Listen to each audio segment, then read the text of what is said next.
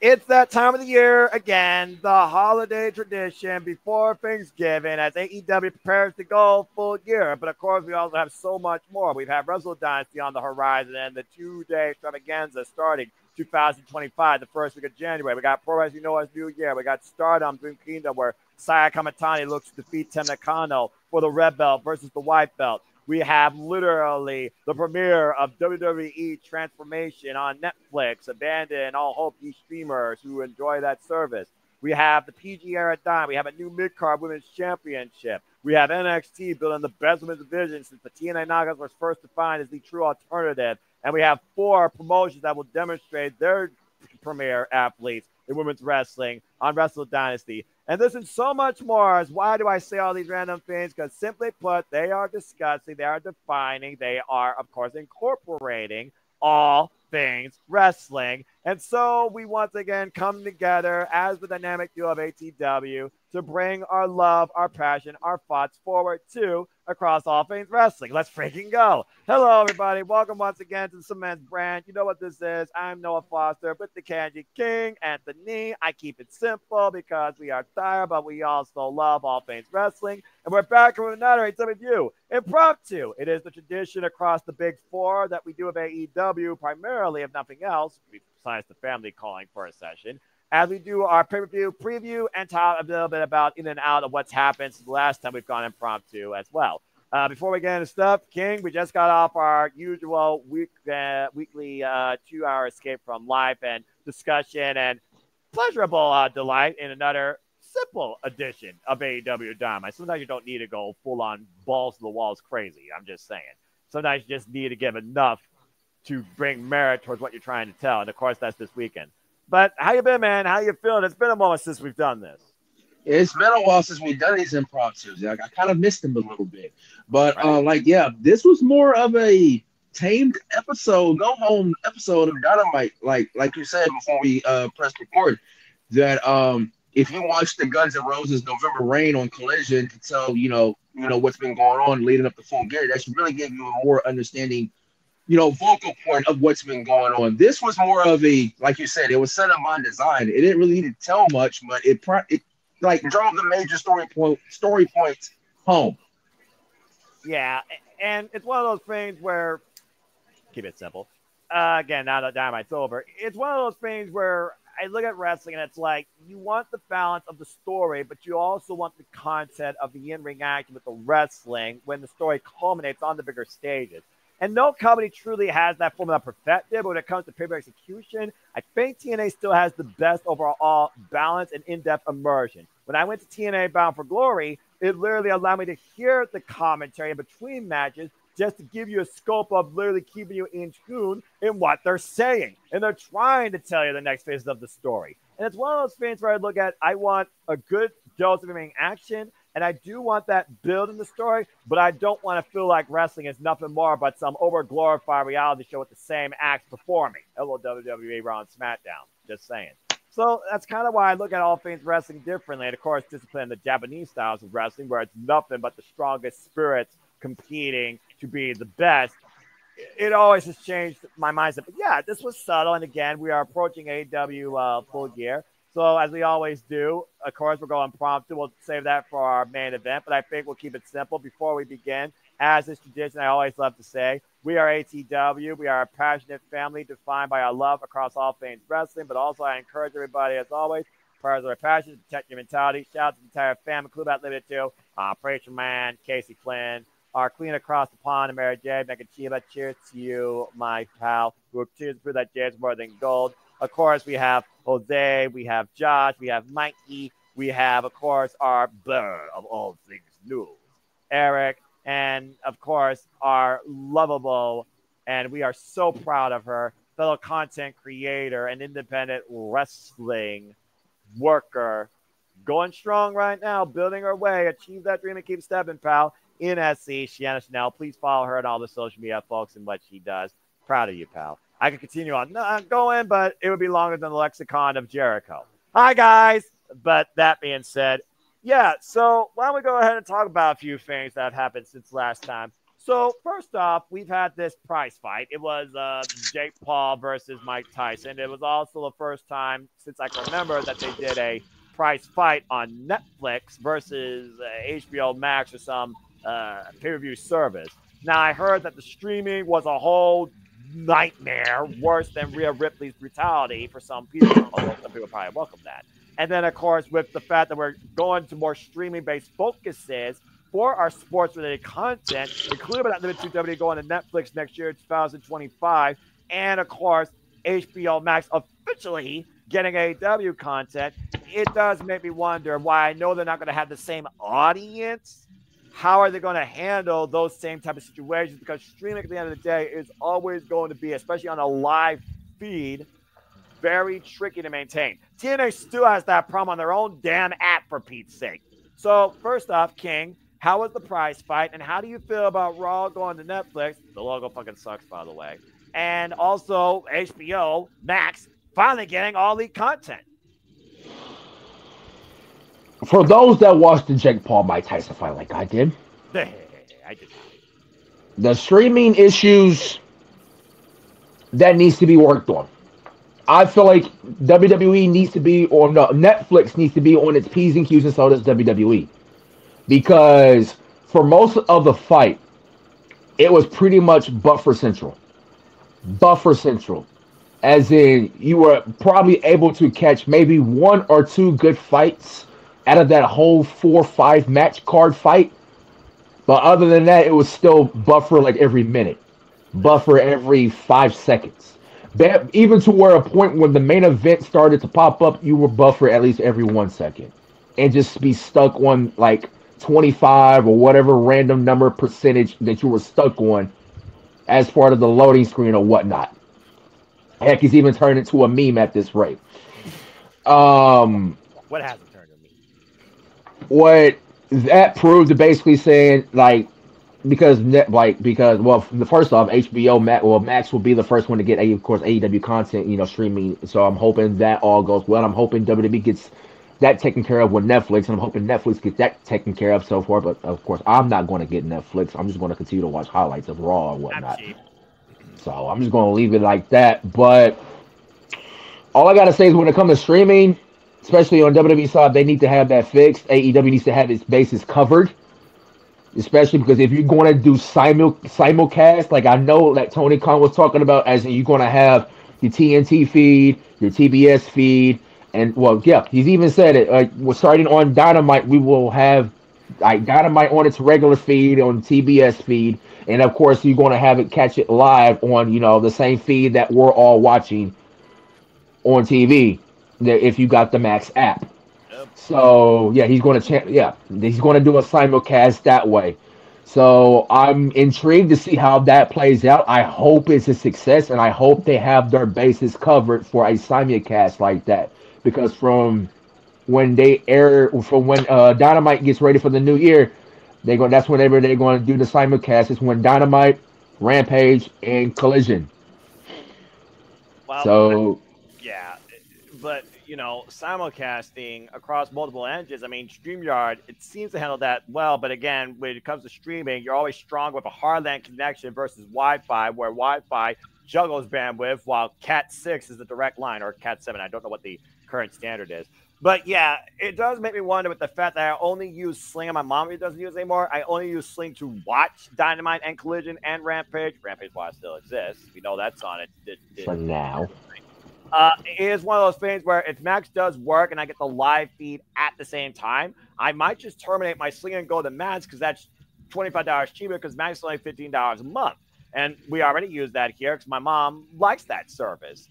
It's one of those things, though, where, again, it is more cost-effective for the consumer to maybe engage in this, but I also wonder if it's more costly for the actual producers that are trying to market and hand this stuff out, because they have to maintain it. It's one thing to literally sell it to that network or to that service to run it. It's another thing on the producer's side to trust that the service can maintain it. And as far as I'm concerned, there's no flawless way of doing it.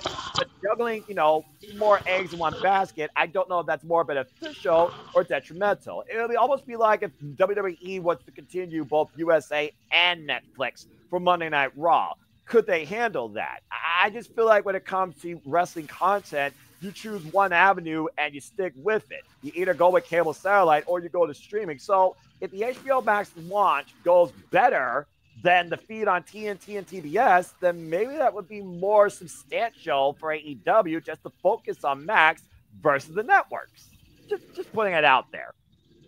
Right, and of course, with the Warner Brothers Discovery thing, he's going to want to keep that on TNT and TBS. I mean, that's become like the standpoint at this rate for Collision and your Rampages and your Dynamites.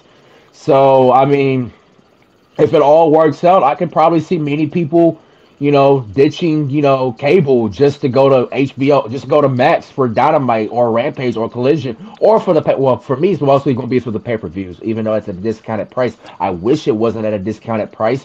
And I wish it was just like, that comes with us getting Max. But maybe something down the line. You never know. I mean, like you said, they literally are starting this the first day of the new year. As we learned, they announced Fight for the Fallen is January 1st. The same day as Wrestle Kingdom. Yep. Oh God, yeah. About to say, don't get me started on that. And well, the same week of Wrestle Kingdom, not the same day, thankfully. Because last year, you're right. The 4th was on a Wednesday. Wednesday next year is literally the 1st.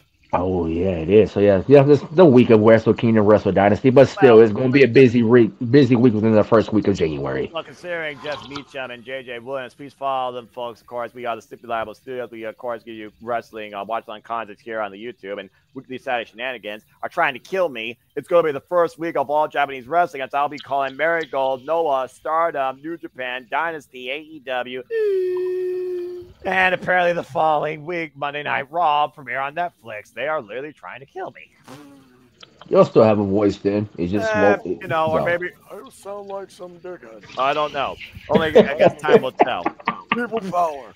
But overall, I'm excited for this transition because I do think the premier way to market your content is through streaming, because cable and satellite is literally fizzing out. It's fading. You make more money getting a household through an internet service than the cable or satellite provider, because for the internet service, you already have to force them into going the streaming route. And I think most big-time companies know that by now. I think they do. But I do think, for me, it's better off to still have the AEW TV stuff on TBS and TNT, and the Max focus on the pay-per-views primarily. And hopefully they do offer some discount packages, because as we know, we've got some announcements, and already AEW, they already got more big shows known what they're doing beyond their biggest show of the year. And we've only are literally about freaking less than 50 days from the new year.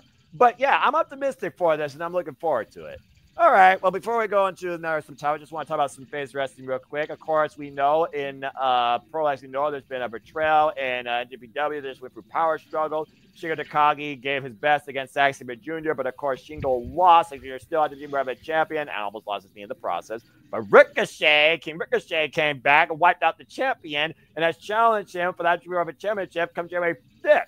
But Shota Umino has called his shot Roughneck, and he is officially will challenge now at Wrestle Kingdom for the Heavyweight Championship. He also said, fuck you, Moxley, because he thinks Moxley's scared of him, because Moxley will not put up the IEW World Championship, if he still has it at the time, against him, but believes there is somebody, an emissary, that can crash Shota Umino to the champion. He believes he can be. Clearly, Shota Umino, though, he's his own man. He feels he's above his senpai. And I guess we'll see soon enough what that means. Of course, we saw at Fighting Spirit Unleashed, great show, by the way. Shota Umino got a great women, some great momentum. Gabe Kidd, call him a war dog, call him a mammoth all you want. He is fucking nuts, but he fights hell of a war against Kosei Fujita. And we now know, after his blatant attack against the cleaner backstage and calling out his MO, it will be Kenny by God fucking Omega versus Gabe Kidd at Wrestle Dynasty. Holy shit. The cleaner back in the Tokyo Dome and fully healthy, 100% just soothes my soul. Yeah, I mean, again, he is home in New Japan. Why he is all elite. And truly, Kenny Omega, this is special for anybody, especially the wrestling fan. And he wanted to make that special. And it's good to know he survived that fight with diverticulitis life brought Lesnar, because it doesn't matter how you feel about a human being at the end of the day. That is a life threatening thing that some people are not lucky to come out better on the other side. So kudos to him. And of And to course, add it, go ahead. And to add it more context to what Kenny said, what you were saying about his home in New Japan Pro Wrestling, he was on Sean Ross Sapp on Fightful earlier this week saying he wants to repay New Japan Pro Wrestling for giving him the career that we see today as him being the cleaner, the best bout machine. So him being in the Tokyo Dome is a way of repaying NJPW of saying thank you. arigato. Tomo arigato, Kenny Omega. And of course, speaking of careers, we know two careers are going to meet their end come next year, if not slightly after. The, of course, GOAT of WWE, John Cena, is officially going to be on his retirement run next year. But also the ace of New Japan, President Ace, Tanahashi, he'll be done come Wrestle Kingdom 20, January 4th, 2026. It's hard to believe that two of the biggest figures in the entire professional wrestling business are done at this point. And to be fair, it seems to be a trend we're seeing more so here. Michael Satomura in her retirement tour, the American Giant Bryan Danielson is done. And of course, earlier this year, Sting had his last match of Evolution. And now we got the end of the line for John Cena and Hiroshi Tanahashi. So as we talk real quick about that, looking at wrestlers' careers, going out the way they wish, but them telling us that they are done after this, it's got to be a solid note for how far we fall, particularly those individuals, not just those two, but others. But in this case, what's your thoughts on both of those, man? And Michael Satomura, for that matter. Oh man, when 2025 and 2026 hit, those are going to be the 2 years of we got to give them their flowers and like be blessed and be granted of them appearing on our TV screens and given a chance to watch them wrestle for our entertainment, especially John Cena, especially Hiroshi Tanahashi, especially Michael Satomura, the final boss herself. Like, And it's like when all three of those legends retire from this sport that we've known and loved for most of our lives, it's going to hit different. I mean, not to say that today, because this year has already hit different enough. I mean, Sting had his, and I would say I'm just gonna put this out there. Sting had a better AEW run than he ever did in WWE. I'm just putting accurate, it out there. And accurate. of course, Brian Danielson going out the way he did as a full time wrestler to focus on being a dad to Birdie and basically the way he wanted to end up, which basically I've learned also via Fightful that they had this planned. Moxley and Danielson had this plan, and Tony signed off on it. So basically, Moxley was the one. Danielson wanted Moxley to be the one to end Danielson.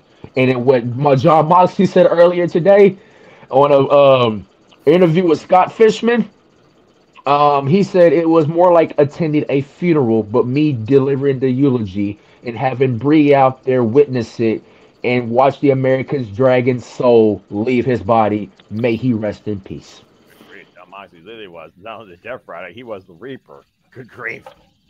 Fair enough. Yeah, but it is one of those things you follow this human being so long that has had an impact on your life. You really do treasure those moments. You find them special, but you also wonder, what would I want their last, note to be? I think Sting and Brian Danielson were treated quite fairly in a way based on what both men sought out to do and where the end games happen too. Tanahashi, of course, his end game will be literally at his stage. In my opinion, he still owns the least in the building. Sorry, Omega. Sorry, Okada. And that's got to be the Tokyo Dome, Wrestle Kingdom. Michael Satomura, I know right now there is a lot of talk about her retirement final match, I think, up in the air. I'm not sure we have like the final decision in regards to her final match, but I think I think she's going to be involved during the first week of the new year at Marigold, if not something else. I have to look back because, again, I haven't been able to keep up with everything. And, of course, John Cena, well, people are right now are doing a who's who on who the man's going to face at least at WrestleMania. And we also know John Cena will be involved at the Royal Rumble. So, at this point, looking at the entire WWE ecosystem, who do you put up against the 16-time world champion? It's 5 moves of doom. There's a list of opponents that I can think of, but I can think of one, actually two things he could do. One, be actually chase a title that he's never had before. And I know it's been talked about. I know everybody's been fantasy booking about it. Have him go after the IC title. Go after Braun Breaker. See what you can do with that. But also, I want to see if Cena can challenge his testicular fortitude and his grit. The Imperium way. Gunther for the World Heavyweight Championship and break Flair's record. That would be a hell of an accomplishment. I'm not going to lie. I love the idea of the fact that the last time John Cena was challenged as a wrestler to that degree was Bryan Danielson at SummerSlam, who went Japanese strong style, firefight, reignite on him. Gunther might be the very person that pushes John Cena towards the brink of what it means to illustrate the words professional wrestling. And while I don't believe you need a super long title run, WrestleMania, and for John Cena to achieve the 17 according to WWE standards to great history, that's a hell of a coup right there. And you also don't bury a young boy like Braun Breaker. But I like that a lot. Gunther was definitely up there for me. I know that J.J. Williams, he talked about Obafemi because, well, let's be honest here. Obafemi, he is a freak of nature. Yeah, he is. Last time we saw John Cena take on a freak of nature, he got obliterated in Samoa spikes by Solo Sikoa and destroyed by Brock Lesnar. It seems like big man and John Cena is one of those fans where it's like John Cena takes the punishment but gets his win back. But what if he doesn't get a chance to reface Obafemi until like SummerSlam or something like that? Although he says he wants to be involved the entire 12-month calendar year, that's a whole different situation. I also know others have thrown their name out there. Previous foes, CM Punk, Randy Orton. I mean, Randy Orton and John Cena is literally the fight forever rivalry of WWE history. I'm just saying. That rivalry has been, I feel like at the time, ran down to the ground back in the PG era. Oh, my gosh. So I'm very curious about, again, how they kick off John Cena's 2025. Obviously, the premiere of Netflix. And, of course, Royal Rumble. As far as Tanahashi, oh, my Lord almighty. Look, it's got to be one more time. You got to do it one more time, especially after the fact they fought together against each other on their emotions and what their emotions stood for. And at the end of the day, Ken Omega learned a damn lot from that. But I do wonder if it was ran back at the Tokyo Dome, would the result be different? We got to get Tanahashi versus Omega one more time. Yes, please. I knew you were going to agree about that. I'm just saying. And, I mean, Tanahashi, a legendary career. I mean, Okada is another one because that was the rival that defined New Japan Pro Wrestling's early freaking 2010s, if you're looking at, the two men that literally trailblazed their way for New Japan Pro Wrestling, the old guard versus the new guard. Similar to how David Finlay's kind of taking on the third generation. That's a different conversation, though, but just saying, it is what it is. But Zack Sabre Jr. now leading the new generation in what really feels like a complete renaissance in New Japan Pro Wrestling, considering what's going to happen at Wrestle Kingdom next year. But as far as Marco Satomura, that's the real tricky one, especially because I imagine she's still WWE legend. She's probably a coach, but she has those roots across Japanese pro wrestling and the UK. Oh my gosh, there's so many names. I'd love to see her face. I'd love to see her face Utami Hayashita from Marigold. I'd love to see her face Mayu Iwatani from Stardom. But again, WWE right now, they kind of work with Marigold, so you got to look at the Marigold landscape. Those side of things. Yeah, but I will admire Triple H for wanting to work with other promotions and respecting that. I mean, hey, he's definitely better than. But it's one of those things where for Michael, I almost wonder what is the perfect match for her. Is it one of the original Horsemen of NXT? Is it Bayley who faced her, I believe, during the Japanese live tour? But Could that be a main center stage match? Could it be the man versus the final boss, Becky Lynch, the Queen, Charlotte Flair, who we've seen high Nortel up because of family issues and I'm sure mentalities. God bless her. I really hope that she's okay. I really do want to see a major one more program, one more chance, one more championship for the final boss. I'm just not sure how we get there. Yeah, that is a tricky one. I mean, I've got at least three names to mind, but it's going to seem more common. Go for it. That would be EO. That'll be Asuka. It'll be Kyrie. Because at least all three of them know Japanese strong sound. They know how to bring it to one another. That's why I said common. Well, I mean, if you're going to stick to Japanese wrestlers, there's one person that wants to face every woman, particularly every Japanese wrestler, after joining Bubba Ray on Bust Open After Dark, and she's learning her English well. I love her. It's got to be Julia. I'd love to see Julia and Michael Satomura actually run a match. I think that would be absolutely incredible. And I continue to wish Julia all the best in NXT. So, I mean, please, I like that. Bottom line, the women's divisions, it's a reality TV show. You're kind of stagnant. And what's red, what's blue, they're both together at War Games. I just don't care about Raw and SmackDown that much. I don't either. There's some stuff good about it, but the shows themselves, I might as well be running a vacuum cleaner, ordering DoorDash, or playing a video game. That's just the type of fan I am. And that's what happens when you're disciplined in a New Japan, Japanese, Joshi, Bro, open mind, wrestling landscape type of way, especially when you were fed garbage. But there's no denying that since Triple H has taken the regime and we've refocused on professional wrestling, this is probably the best I've ever seen WWE since I was last a fan in the Attitude Era. Like, I'm not gonna lie, WWE is hot. I'm not gonna lie about that. As a fan of professional wrestling, WWE is hot right now. Exactly. So, but seriously, step away from the Bloodline and the Judgment Day sagas. I'm getting really tired of it. You and me both, bruv. Might as well be singing Never Ending Story from that piss poor movie.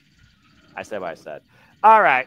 Well, as we move on to our next topic, another couple of things real quick. Of course, last time we did this, like I said, Power Struggle, a lot went down. We also had the historic crossover 2, where we once again had, of course, Zack Sabre Jr. and Micah this time as a mixed duo, taking on Starlight Kid and El Desperado. Of course, El Desperado came back from injury and challenged Doki. It'll be Doki and El Desperado for the IWGP Championship at Wrestle Kingdom. And, of course, it was a great main event match. I encourage people that are a fan of Stardom and New Japan, Joshi's, and Japanese Strong Style, go check out the historic crossover. Tremendous, fun little pay-per-view. Of course, Violence and Sex. Jesus, what a duo. Thekla and Clark Connors, they lost to Natsupoi and the Holy Emperor Taiji. I was very happy about that. Great-O-Khan. Oh, hell. Damn it. I was really pulling for Susan Suzuki to win that KLPW championship, but hey, we know she still can go hardcore after her wars in Province, which hasn't been hardcore in a while. Damn, I need to see her and Suzuki again. So I think that Suzuki could definitely beat Great-O-Khan, but for now, he keeps his beard. Kind of pissed off about that. Just going to put it out there. And of course, Mayu Iwatani, the Stardom icon, is still IWGP Women's Champion after overcoming Momo Watanabe. But we now know, come Wrestle Kingdom next year, it will be Mayu Iwatani versus Asume for the IWGP Women's Championship. If there's one person that could literally take this title off Stardom's icon, where people thought that she was going to go maybe to Marigold or leave Stardom, been part of Stardom since day one, it very well could be the daughter of High Speed right here, King. Yep, and as a guy who has seen Mayu and a guy who has like basically have grown to like Asume, yeah, Asume could be the one to take it off of Stardom's icon herself, Mayu Iwatani. Could be. And I encourage folks, if you've not seen Mayu Iwatani in action, January 4th is your destination. Damn right. January 4th is where you learn what the hell Stardom and New Japan Pro Wrestling have been and what they are and what they steadily become. The leaders in the king of sports, professional wrestling. Damn it. Okay, and in other news, of course, as we approach NXT deadline, that women's Iron Survivor is looking fucking fierce. We got Stephanie Valkyrie, Zarya, Zoruka, and coming up next week, it's either going to be Kalani Jordan or Julia joining the field, bringing us up to 4 of 5.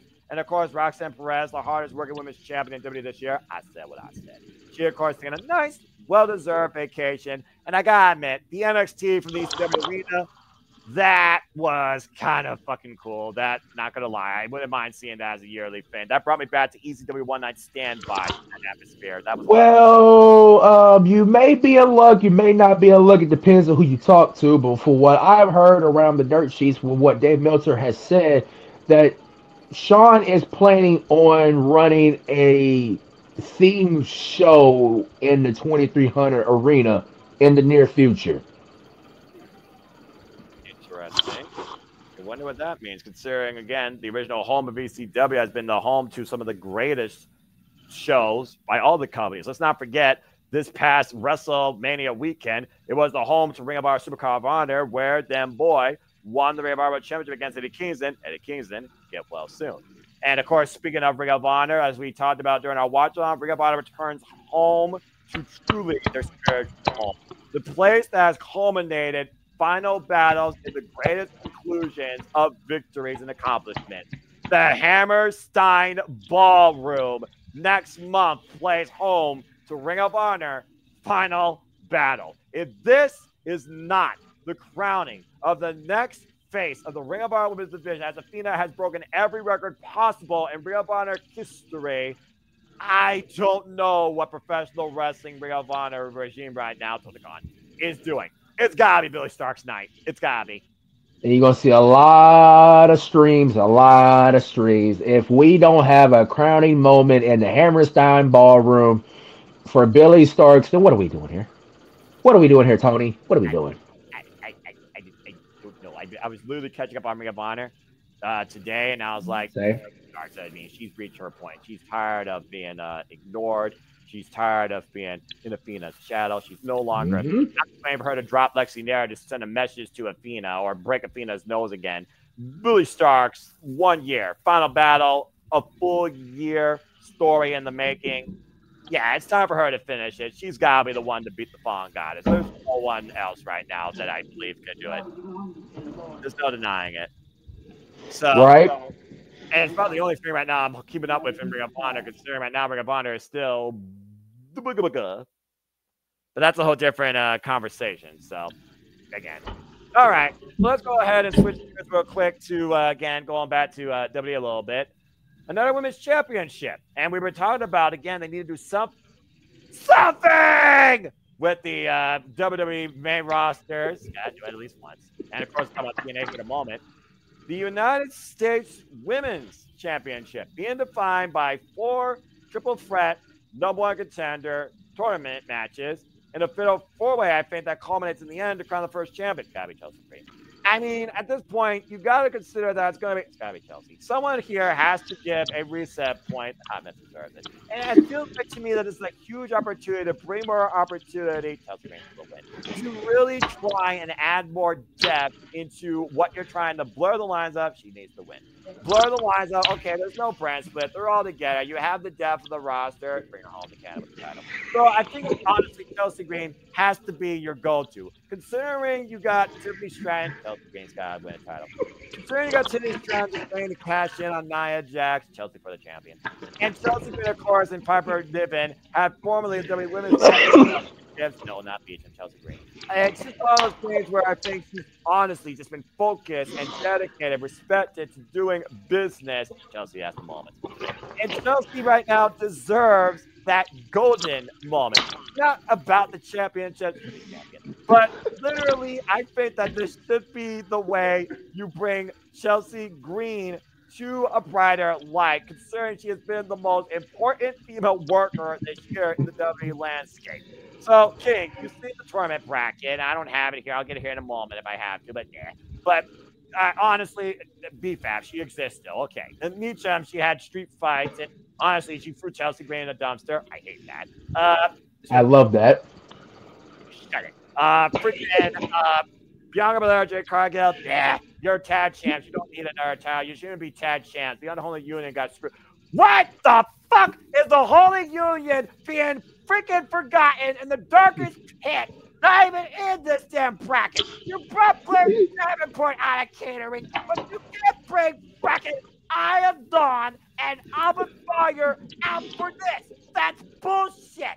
You can't do Lyra. You forget Casey Squared exists at the disco bar. You couldn't bring Shayna Baszler into the fray. You're going to put an Intercontinental Championship for the women on Raw. What do you freaking do? Now you're going to make me believe you're not going to give it to Raquel and bring a Diesel on Shawn Michaels situation here. This is so damn stupid. And again, I get it. You're trying to bring the familiar, the marketable. Fuck that shit. Bring the worthy wrestlers into play. Anyway. Sorry, are you done? Yeah, I'm fine. I'm perfectly fine. So, what's your thoughts on this Women's United States Championship? And who do you think should be the first? As much as your biasness have shown in this whole topic of the Women's United States Championship, I think it's more biased than your biasness of Allie the Bunny herself. Leave her out of this. She's not wrestling right now. Yeah, you leave her out of this. Well, I'm just saying, when you want to compare biasness as a fan perspective, I think your fan perspective biasness of Chelsea Green is more so than it is with the Bunny, Laura Allie herself. Oh, so Mr. Timeless, that was with that timeless charlatan till she proved she can wrestle at Double or Nothing since last year at Full Gear. Don't you start with me. You're not going to win this argument. Anyways, though, back to the main topic at hand. Who do I think want to win the Women's United States Championship? Let's see here. Now, let's see.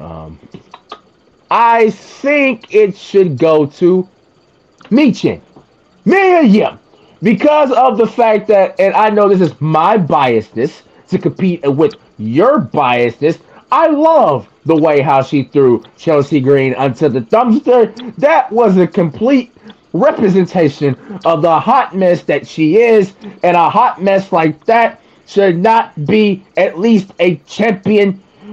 Just stick to being with Piper Niven and doing all that little hokey pokey interfering NXT crap, whatever it is that you're doing. Just stick with that. Mia Yim is the real Women's United States Championship. What Tiffany Stratton's going to cash in on Samoan Steakhouse. Yeah, that's what she's going to do. She's going to cash in on Samoan Steakhouse. She's going to win the. Okay, I can actually agree. I can actually agree to that. Continue. And who else was in the field again besides those three? All right, so let me go ahead and bring people up to speed. Chelsea Greenwood. Let me go ahead and bring people up to speed to who actually is in this tournament. So again, they're having four triple threat. This is a mouthful debacle to say the least, just to put more women on screen for the freaking night, if nothing else, whatever. 4 triple threat matches that will culminate into a fatal 4-way that, of course, will determine the inaugural WWE Women's United States Championship, Chelsea Green for the win, at Saturday night's main event, which, of course, they're bringing back for one night only on a Saturday, and that's some crazy shit, in December. Here is your bracket. You got Jade Cargill, Meacham, and Piper Niven. You got Naomi, Tiffany Stratton, and Elektra Lopez. Oh, yeah, I forgot she exists, too. You got Bianca Belair, Chelsea Green for the win, and Blair Davenport, and you got BFAB, and Barely, and Ray. And then, of course, the winners of these triple threats will go to semifinals, one-on-one against each other, and the winner of those semifinals will meet one-on-one, in the finals at Saturday night's main event to crown the first ever WWE Women's United States Champion. Hey, the disrespect you have on VFAB is basically disrespectful, because for what Sean Rossap has reported earlier today before Dynamite even hit the airways, that people in backstage, along with the talent and agents, producers, have been pushing for a BFAB more TV time. The disrespect on BFAB from you is unreal. Oh, well, you know, she actually does more than spin records. Okay, continue. Oh Lord Jesus. But anyways, but besides, let's see here. Electra Lopez, I don't know why you even there. Tiffany Sharp, you gonna catch her on Nia Jax. You deserve it. Why is Naomi in this? She just faced Nia Jax with a fucking championship and See, lost. I don't understand that reasoning, but I'm not WWE Booker, so I don't know why. Um, She I hasn't what won a Mia damn fucking thing since leaving TNA. and Mia Yim, that's my prime candidate for what she did. She is my prime candidate because thank you Mia Yim for what you did to Chelsea Green. I I appreciate pray that. to God it's Meacham versus Chelsea Green so I can blast her ass as Chelsea Green Uh, wins the championship. Blair Davenport. What has she done? She's been called up to the main roster. Nothing. And Bianca needs to be back in a singles role. I'm just saying because um this may trigger some people, this may not trigger some people. But this needs to be said, and I've said it once and I'm gonna say it again. Jade is holding Bianca back. Why does King say that? Well, let's see here. The reason why I feel like she's holding Bianca back because Bianca is better than tag team division. Bianca is a singles competitor. Bianca should be going after women's world championships, not being some cosplay. Oh, let me get into WWE so I can land a movie role. Psst. MJF already has a movie role, but he's in AEW. But we're not going to talk about that, are we? Happy Gilmore like to say hello to that. Tag team division. So basically, you're going to put basically like a Bianca be a teacher to Jade's student. Got it. Even though Jade has already got her training with, let's see, Natalia, Brian Danielson. Should I go on? But yet her in-ring skill is still the same to what you see in AEW that translates to WWE, but less effort. But yet you want to pair Bianca up with Jade when Bianca has more of a work ethic than Jade does. But this is what we're doing. This is how we're going to get Bianca back in the singles tournament role, in a singles role, but putting her in a women's United States Championship tournament. This is what we're doing. Well, I I mean, will prefer a Bianca and Jade breakup than over this, but I will take this as a consolation prize. Thanks, Hunter. Tranquilo, mi hermana. You're okay? I'm good now. Okay, good deal. And this is why we go impromptu. I will say this when it comes to Bianca and Jade. They finally did tease it, I guess, the Raw after Crown Jewel. But like I said, they never should have won the titles back in the first place. I still believe the Unholy Unit were royally screwed, and I stand by that. But okay, well, you got your pick and you got mine. I will give this. At least it actually gives more than 4 women something to do on SmackDown. And if they do the same thing on Raw, Dakota Kai. I think Dakota Kai should be a champion and should be involved in WrestleMania, and they keep denying her because she gets injured. Fuck that shit.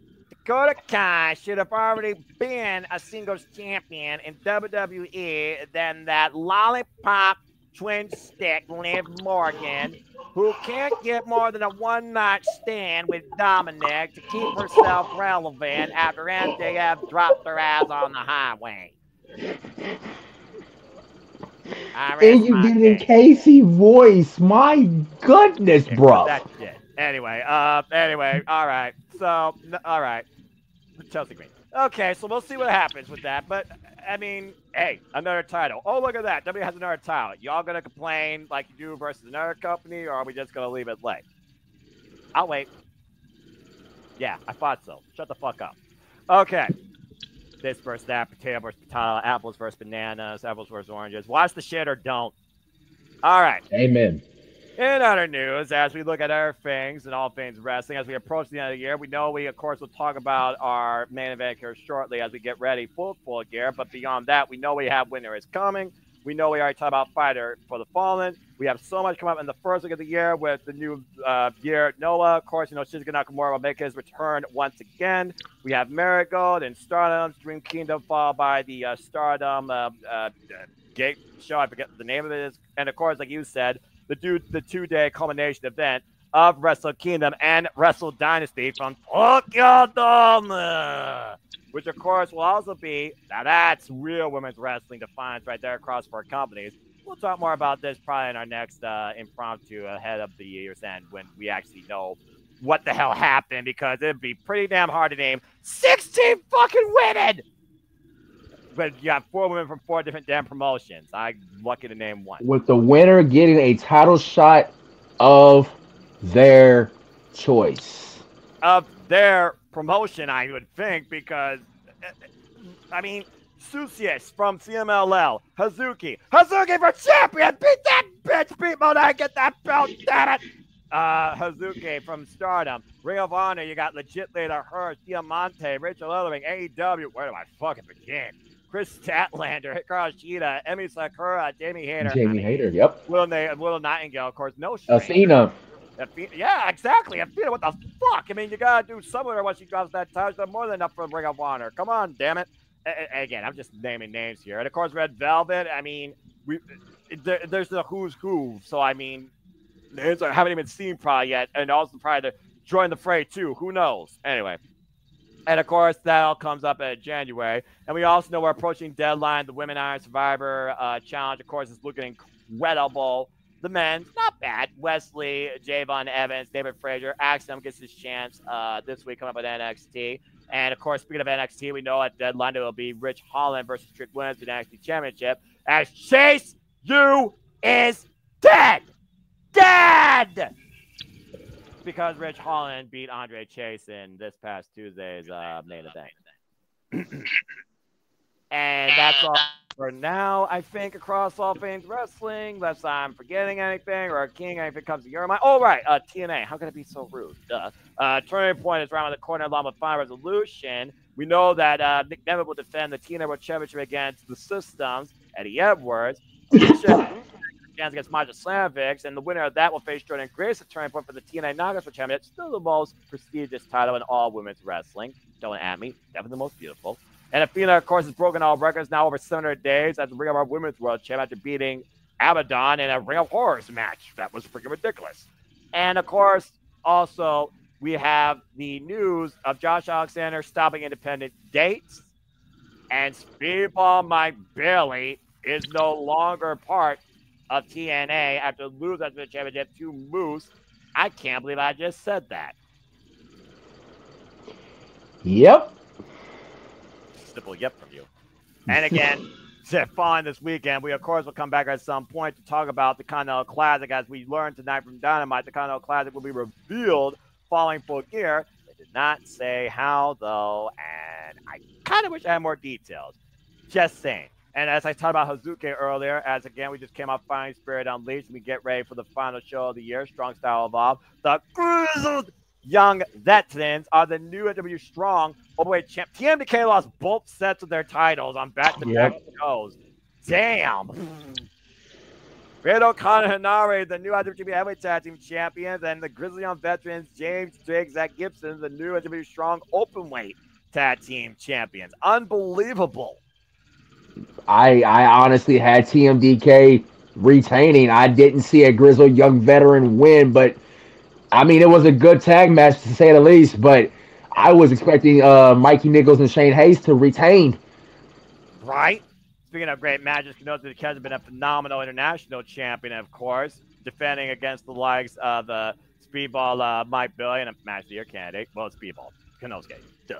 And, of course, defending it in and out of AEW, including at Fighting Spirit Unleashed against TJP. A hell of an effort, but came up short. Respectable bout as the Alpha now may have a dragon to rampage with at Wrestle Kingdom and a Stone Pitbull that would like to intercept themselves in what could be literally a double title match. As Shingo is still the never overweight champion. Holy shit. Hazuki coming at Fatal 4-Way with Trisha Dora, her tag partner, Kaguma. That was Guma time. It was so much fun. I love Guma. And, of course, Anna Jay, great trilogy with Kaguma. Ryan May came out shortly to Women's Championship. It'll be Hazuki versus Mercedes Moné for the NJPW Strong Women's Championship next month at Spirit Evolved. If we're lucky, that CEO will go bankrupt before Wrestle Kingdom, but I'm not feeling very confident. But Hazuki is overdue after losing to Natsupoi for the friggin' white belt.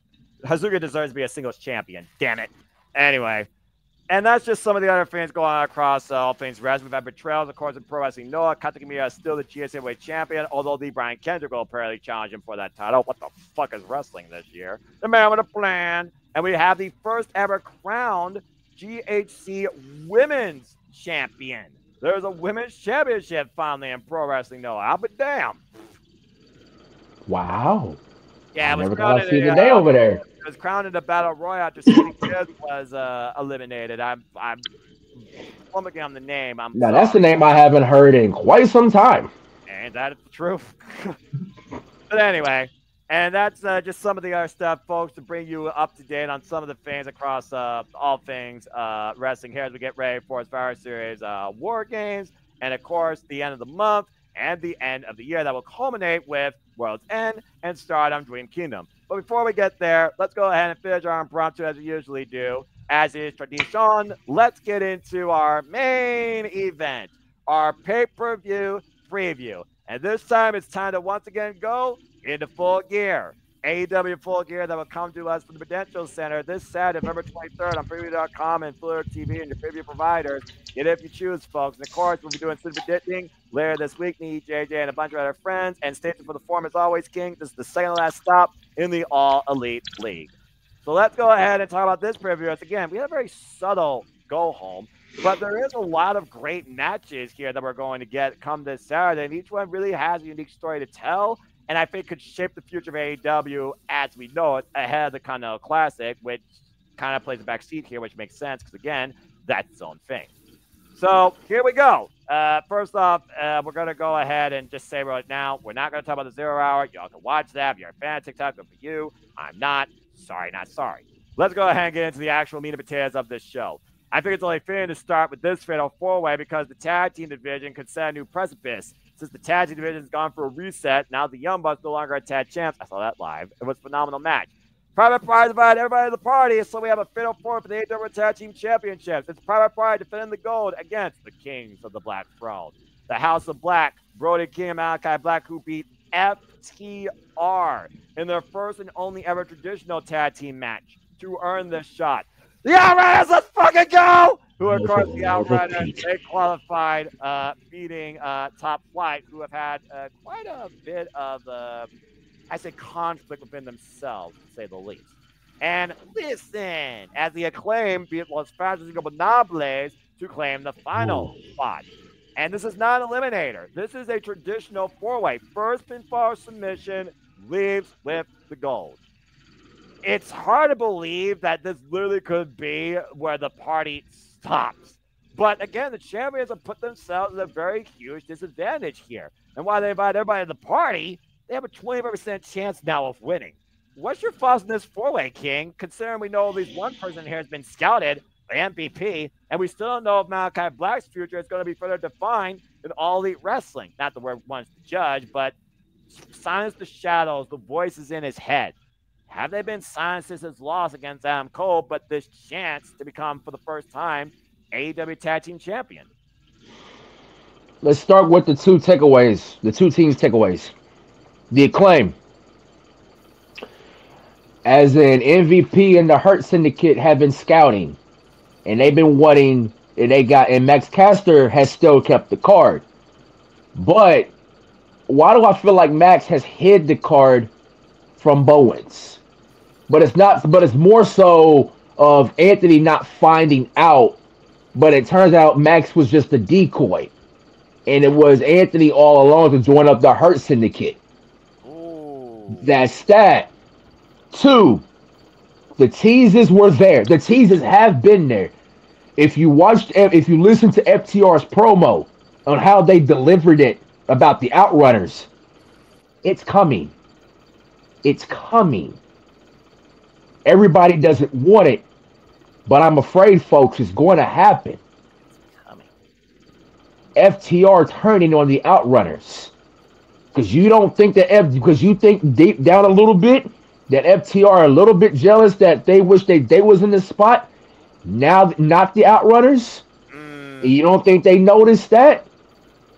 And the teasers have been there since, well, when this team is an old-fashioned tag team pair up, as in one team gets jealous of the other team being in that spot for a tag team championship, and then they turn on them. It's happening, folks. Damn it. It's happening. And then Kings of the Black Throne, Brody King and Malachi Black. I mean, after what we saw on Dynamite with Malik when we had NXT Black and Gold revisited with these two, why did I felt like that was more of Malachi? Like you said, is he really silencing the voices here?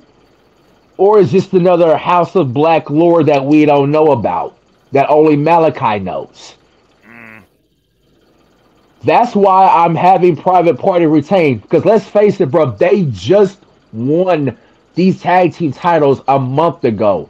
I don't think they need to be taken off this early in the stage of their tag team title reign. Private Party retains, but if I were y'all, I'll pay attention to the Acclaim and the Outrunners very closely because of the takeaways I just mentioned. But that being said, the only thing you really didn't talk about here, knowing that Julia Hart is coming home to once again, I imagine, reclaim her throne, and we might talk about her later, is the House of Black, the Kings of the Black throne. And it is one of those things right now where Brody King, he was a heavy favorite to win the Continental Classic last year. And maybe that's probably why we're not thinking about that, because maybe we're thinking he's going to be back in that this year. Again, folks, the Continental Classic will be announced, I imagine, the field in full after Full Gear concludes. They did not say how, though, but stay tuned, because one way or another, if we don't do it Thanksgiving week, we're doing the week after. We're going impromptu on that shit. You already know. But it is one of those things to think about where, again, it's their first defense since beating the Young Bucks in what has been a journey for them for 5 years. You can't go against the champions here. It almost would make literally Private Party absolutely the most irrelevant team right now in AEW. So you have to go with the chance winning. But again, Fatal 4-Way is for a reason. You got Buffer, you got Fall, and then you have basically suspension of disbelief. I do think there is a future for one of these other three teams to be the AEW World Tag Team Champions. But one, I think, also needs to stay away from the picture for now. It's just a matter of what story you're trying to build towards that next passing of the torch. And that's what a champion is supposed to do with a championship. But that being said, how do you build Private Party to be a stronger leader for the tag team division? They got to pin former tag team champions. I think Private Party is going to somehow surprise us, like to your point, based on what you might have said. And I think the fall team is going to be the Acclaim. I think the Private Party is going to retain as well. And I think the Acclaim is going to cut up something different in form of their shenanigans post this match. And I think it might have something to do with business with the Hurt Syndicate, whether they're aligned or opposed. Something I think is about to pick up when it comes to the Acclaim and the Hurt Syndicate. And maybe Leo Rush, who has also been heavily thinking about that too, considering his connections with Bob the Lashley, if y'all remember. I remember, unfortunately, some things that you just never forget. Lashley. Yes, the nightmares, they are back. Let them scar your brain if you dare. All right. Well, let's go ahead and move on from there to a match. King! Let's go ahead and see what happens when Roderick Strong goes one-on-one against the devil himself and Maxwell Jacob Freeman, MJF, for the first time ever. And what was brought on by Vendetta, how fitting that the Vendetta is now created by Deonna Purrazzo and Taya Valkyrie. Those are you also, Lana Reigns. Talk more about her later. Because I think there is going to be aftermath regarding her at some point. Oh, yes, Deonna. Put her in that 4-9. Anyway, sorry. Changing This match, of course, was brought on with the fact that literally Roderick Strong and Adam Cole have had a death note with MJF's name on it to beat the living shit out of him. MJF dangling that carrot, trying to prevent Adam Cole from ever getting his vengeance, and Roderick Strong looking to get that same vengeance as well. He succeeded in eliminating one threat, as Roderick Strong was able to succeed in the test of 3 consecutive wins. But thanks to a borrowed 100K Diamond ring, the Alpha Canosa Chesco was able to knock Adam Cole out cold, make sure Adam Cole would not get his hands on MJF yet, if ever. And we've also seen the suspension of disbelief of Kyle O'Reilly showing concern for his friends. And if Adam Cole, is he showing the same thing? Because can one devil out evil another devil? And with MJF, is there a greater devil than him right now in All Elite Wrestling? That's the sub question. The bottom line here, though, this is MJF's first match since, of course, All Out when he was dropped on his head by Daniel Garcia and came back in impressive fashion, to your point, after filming. But here we have Roderick Strong, who, again, he's looking to maybe not necessarily, according to his promo, beat MJF, but beat the living shit out of him and break his back. I think that they're going to get the beat down, but I don't think he's going to get the victory. It's hard to go against MJF in All Elite Wrestling. Wouldn't you agree? It's hard to believe. It's hard to disagree with a man who is always, I feel like, 2 or 3 steps ahead. And that's exactly what he did, especially putting Adam Cole and Roger Strong in a best of the best of 3 wins, basically. And it took one final plan from MJF, and that was to make a plan with the Invisible Hand and the leader and patriarch of the Don Callis family, Don Callis, which Roger got that win over Lance Archer, which was a very strong bout, very good strong bout that it was in a false count anywhere, very chaotic too. With who knew a jumping knee will put down a murder hawk, and that's exactly what Roger did. But also, like you alluded to, also whenever in that phone call that MJF called Don Callis, make sure you polish up that diamond ring, and it was polished up. Konosuke used it and knocked out Adam Cole. Now, here we are, and Roger got his 3 wins while Adam did 2. I feel like MJF has another plan in mind. And I feel like it's the final. I feel like it's one of those final plans to where, and he even said it. They said, "I'm glad it's Roderick Strong and not you, because you get to watch your best friend get destroyed by me, and get to see how much you care about your friend Roderick Strong." MJF is going to like you said, beat the dog crap out of him. But also, win, lose, or draw on Roderick Strong's side, MJF's back's going to be broken. Guaranteed. In fact, this started out with him getting a massage when he suggested this challenge in the first place. But yeah, he's better than you, and you know it. It's got to be MJF. Especially considering last year he was in the main event of Full Gear and lost the AEW World Championship chance. Oh no, that's that back. No, because he was. Yeah, so it'll be 2 in a row. So yeah, I'm sorry. Again, I'm tired. But yeah, but also I do wonder though. Again, Kyle O'Reilly showing concern. Will Kyle O'Reilly get involved here on either man's behalf? Considering, is the personal painful statement just between the bells, or does it go post? MJF, again, is it just my work is complete, and does he leave? Or are we on the verge of an era reuniting that may be undisputed? That will possibly shock the system once more, but in a different 3-letter company. Right? Just saying. All right. Well, we'll see what happens. Again, Roderick Strong, good luck. I hope that you will find your own proverbial end of heartache, but watch out for MJF and that Dynamite Diamond ring. Okay. Well, that was subtle, and we'll see which man is willing to sacrifice more of their physical well-being. Speaking of sacrifice, that might be the word of the day when it comes to these 2 men and this championship, because it's Daniel Garcia versus the scapegoat Jack Perry for the TNT Championship. And there's been one constant thing in this whole saga build: sacrifice. This really stems from the fact that Daniel Garcia believes Jack Perry has been given everything. Like, Jack Perry believes that I'll give you the match, but you're not ready. And Jack Perry, to his credit, has been a fighting champion, defending it quite frequently while traveling in that horrible bus. And, of course, this also stems from the fact that AEW right now is a war zone of savages where truly the people in control aren't doing nothing, and Daniel Garcia is looking to do something, maybe more so for himself. The man that said he wanted to stay with the best wrestle and he would live and die 1,000 times if it means earning gold, and his first piece of gold could be the TNT title. But again, King, it's not the first time he's challenged for this championship in general. And it's also not the first time he's challenged for this championship on pay-per-view. He started this year off at Revolution, challenging the patriarch Christian Cage for this very title. And now we're here at Full Gear, newly re-signed Daniel Garcia, newly remotivated Red Death. Another chance at the TNT Championship. Does he finally get his moment?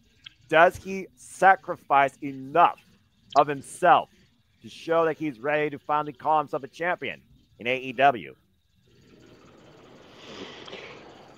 Let's bring up that word that you just said, sacrifice. That is the word of this match entirely. Mm-hmm. Jack Perry has made some sacrifices to get to where he's at post All In 2023. Those sacrifices were suspension, excursion. Look what that excursion has done for him. He ain't the same old Jack Perry that we saw 5 years ago. No. This is a Jack Perry who is a scapegoat who has totally transformed into, how shall I put this, an elite competitor that he is today. TNT champion and all. Even though he's still the leader of the most garbage faction in New Japan, but that's We a don't talk different about that. topic. Wait, we don't talk about that. But Daniel Garcia is going to have to make a sacrifice of his own. Jack Perry has already made sacrifices. I mean, shoot, it ain't too long ago that he made a sacrifice. Darby Allin, he almost set himself on fire. He set him on fire at Blood and Guts, but we ain't gonna talk about that. Try to crucify the man. But Jack Perry is willing to sacrifice. Daniel Garcia is hesitant, so to speak. But that's more so, he is willing, but he's not pulling the trigger as we saw in Dynamite by using a crowbar. He didn't hit him. He hit his bust from what we saw from the extra exclusive footage of what happened on Collision. So if he's going to be hesitant here, he's not going to win the TNT Championship. But if he sacrifices, what he needs to sacrifice is his mental will. Who does? When was the last time I seen Daniel Garcia sacrifice his own mental will? Oh yeah, wasn't it Bryan Danielson at House of the Dragon Dynamite? It was, because he's And trying then to you get off that sports entertainment bullshit. exactly, and then the sacrifice of willing to end MJF at All Out. If he's willing to do both of those things, or at least one of the two, then he'll walk out of Newark as the new TNT champion. For now, and this might change, because I know you always give the deadline about the Predictions League. Yes. For now, I'm sticking with this prediction. As much as I like Jack Perry and the transformation he has done, and the TNT Championship reign he has eluded himself with, we just saw the Bucks lose the Tag Team Championships to Private Party at Friday Night Dynamite. Yep. We see another domino fall in the Elite, or whatever's left. Jack Perry loses that TNT Championship to Daniel Garcia if Daniel Garcia is willing to make that sacrifice. But I'm sticking with Daniel Garcia. There's one other thing to think about, though, too, when we talk about this Worlds of All Things Wrestling and the season of the Continental Classic and the season, the road, and the shaping of Wrestle Dynasty they will be involved in. Let's not forget Jack Perry's already picked another target he's willing to sacrifice to make a name for himself. Yota Tsuji, he challenged him and even risked putting up the TNT Championship at Wrestle Dynasty. Imagine Gene Blast becoming the face of TNT if Jack Perry is able to hold on to this title long enough. And I know we might sound like a very broken record, but also I do wonder, is Matt Menard the greater influence, or is he the distraction maybe preventing Dan Garcia being able to sacrifice enough of himself to find what it means to be a champion, let alone being Jack Perry for the TNT Championship?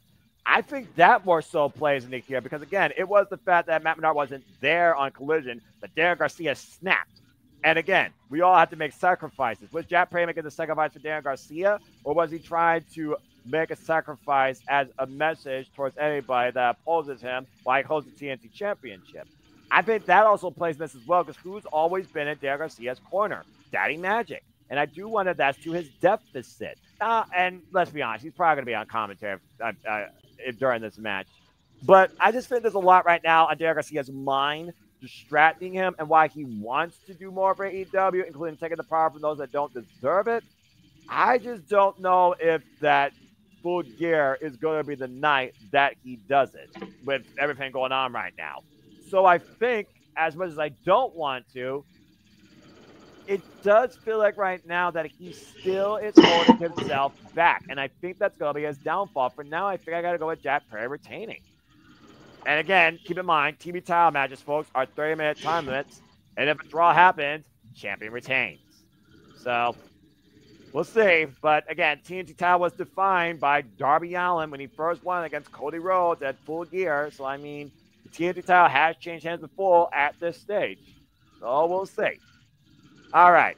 Well, moving on from there to somebody that needs to figure out if they're willing to sacrifice and what it means to be a champion. Let's see if someone's willing to prove once and for all, I am nothing like you. Or are you nothing but a Will Ospreay wannabe? Bruh. In what could be the match of the night and a match of the year candidate. It's the All Elite Bruh. Will Ospreay going one-on-one with Kyle Fletcher of the Don Callis family, who literally shaved his own former identity to prove once for all, I am nothing like you. You are beneath me. This match right here is the definition of personal, as these two lived together, literally were family, raised an empire. And now it's a fallout after the screwdriver. At Wrestle Dream, Will Ospreay looks to become Kyle Fletcher's nightmare, giving him this golden ticket to his first ever one-on-one pay-per-view booking affair. But it might be the last time you see him stand one-on-one on this grabbing against this guy. And whether or not he stands in victory or defeat, that remains to be seen. We did see, though, that the Don Callis family were able to win using Dunk Stilla, Mark Davis, Kyle Fletcher's former running mate, as an impromptu sacrificial lamb after Will Ospreay's emotions got the better of him, and he hit the hidden blade in Mark Davis's face. Kyle Fletcher again saying that I'm going to take absolutely everything from you, and of course bringing Will Ospreay's wife and son into this too. We know how personal this actually is, and I do wonder when Mark Davis head stands right now, standing alongside Will Ospreay, even though we've seen the fall of an empire because of you. Is Kyle Fletcher this because of you, former Commonwealth Kingpin? This is one of those matches that, again, truly go either way, but it also can be make or break for the Protostar and what feels like the resurgence of the Don Callis family. Because right now, the Don Callis family does look stronger than ever. And Will Ospreay, outside of literally 2 losses on his AEW record, he's pretty much been unblemished, bruv. But it is Kyle Fletcher that he's the reason Will Ospreay no longer is the AEW national champion. And that's literally playing second fiddle right now. One person that I can think of that could make Kyle Fletcher win this match because of that hidden blade, to where it feels like in his head, did he mean to do that or did he not mean to do that? Mark Davis. Because Mark Davis, like you said, was an impromptu hidden blade he got caught from. But Mark Davis didn't see that of his right eye. It was more, now it's setting in that mindset of, okay, did he mean to do this? Did he not mean to do this? It's going to cause him at a, cross paths. And in Mark Davis's mind right now, I feel like if it was him, like if it was Mark Davis, like I feel like that was like in his mindset, Mark Davis probably like, I think he meant to do that without even knowing, that was miscommunication. So if Kyle Fletcher wins this, it's going to be because of Mark Davis and we get Aussie Open reunited, but under the Don Callis family, not as part of the United Empire. Don't get me wrong, Will Ospreay is Mr. Pay-Per-View. I mean, when it comes win, lose, or draw, the man is Mr. Pay-Per-View. Tell me anybody, or maybe name me one person that can outdo Will Ospreay in a pay-per-view match. I'll wait. Spew on my belly. But I'm talking about the AEW landscape. Nobody.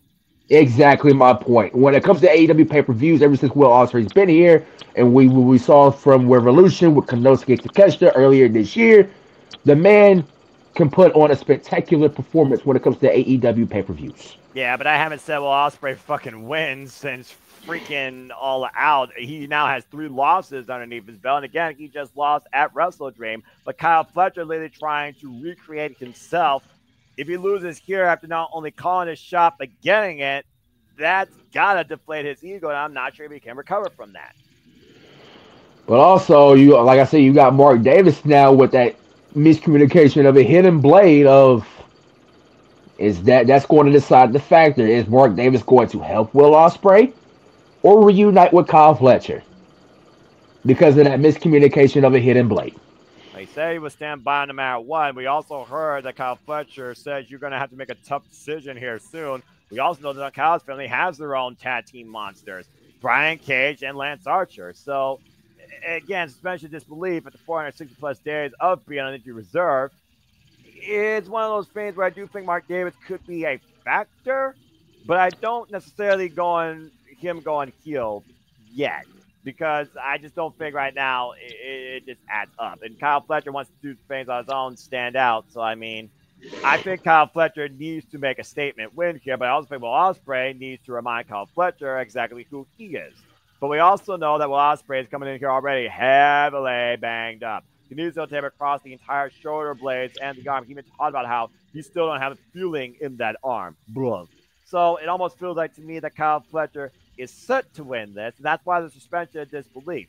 So Mark Davis or not, I am going to say, though, because I do think, again, that this could have been pushed out further. I think they should have the All-Star Full Gear and pushed this out to World's End. Maybe use the Continental Classic as a launching pad, both men in separate blocks. We don't even know if either man will be involved in that, by the way, win or loss here. We don't know if any of the wins or losses will impact the Continental Classic field. We don't even know if the field has been set yet. I think the field's going to be defined based on the actions of the individuals at Full Gear. And because of that, I got to go with Kyle Fletcher winning, because I do think that Kyle Fletcher is not going to rest until he takes everything from Will Ospreay. And if Kyle Fletcher wins here, then Will Ospreay, I think, is going to be hell-bent on getting revenge on Kyle Fletcher. So I think, in a way, it's something for this to go further in Kyle Fletcher winning versus Will Ospreay winning. So I think I got to go with Kyle Fletcher here. It's one of those things about Will Ospreay. He doesn't have to be the guy that always wins.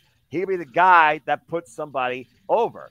And let's face it, Kazuchika Takeshita now is finally a champion we've all been waiting to see. He's their national champion. You had a 60-man clinic with MJF that had a great follow-up at All In. So I think these two can definitely have a saga. But I think for the saga to continue, you got to let the heel win the first encounter. I got to go with Kyle Fletcher. Same, Kyle Fletcher. All right. Well, that being said, talking about what we invest in, let's see what your dividends are when it comes to the TBS Championship, as we have the CEO, Mercedes Moné, going one-on-one. Because that's where it's at, damn it, with the former TBS champion, Chris Statlander. And Camille, questionable if she's going to be in the corner. Okay. Well, we knew we were going to get to this point, King, so let's go ahead and just put it out there.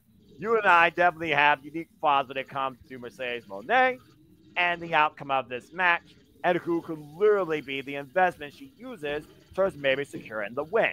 Especially because so far in these last two situations, Statler has gotten the better of the CEO, including the night on Dynamite, preventing the Monet maker and backstabber and dropping that bitch on her head with Saturday Night Fever. We also know Camille is coming in here with a bad wing after coming in with a sling, and Hikaru Shida fended her off, and Shida and Stats need to be on the same page.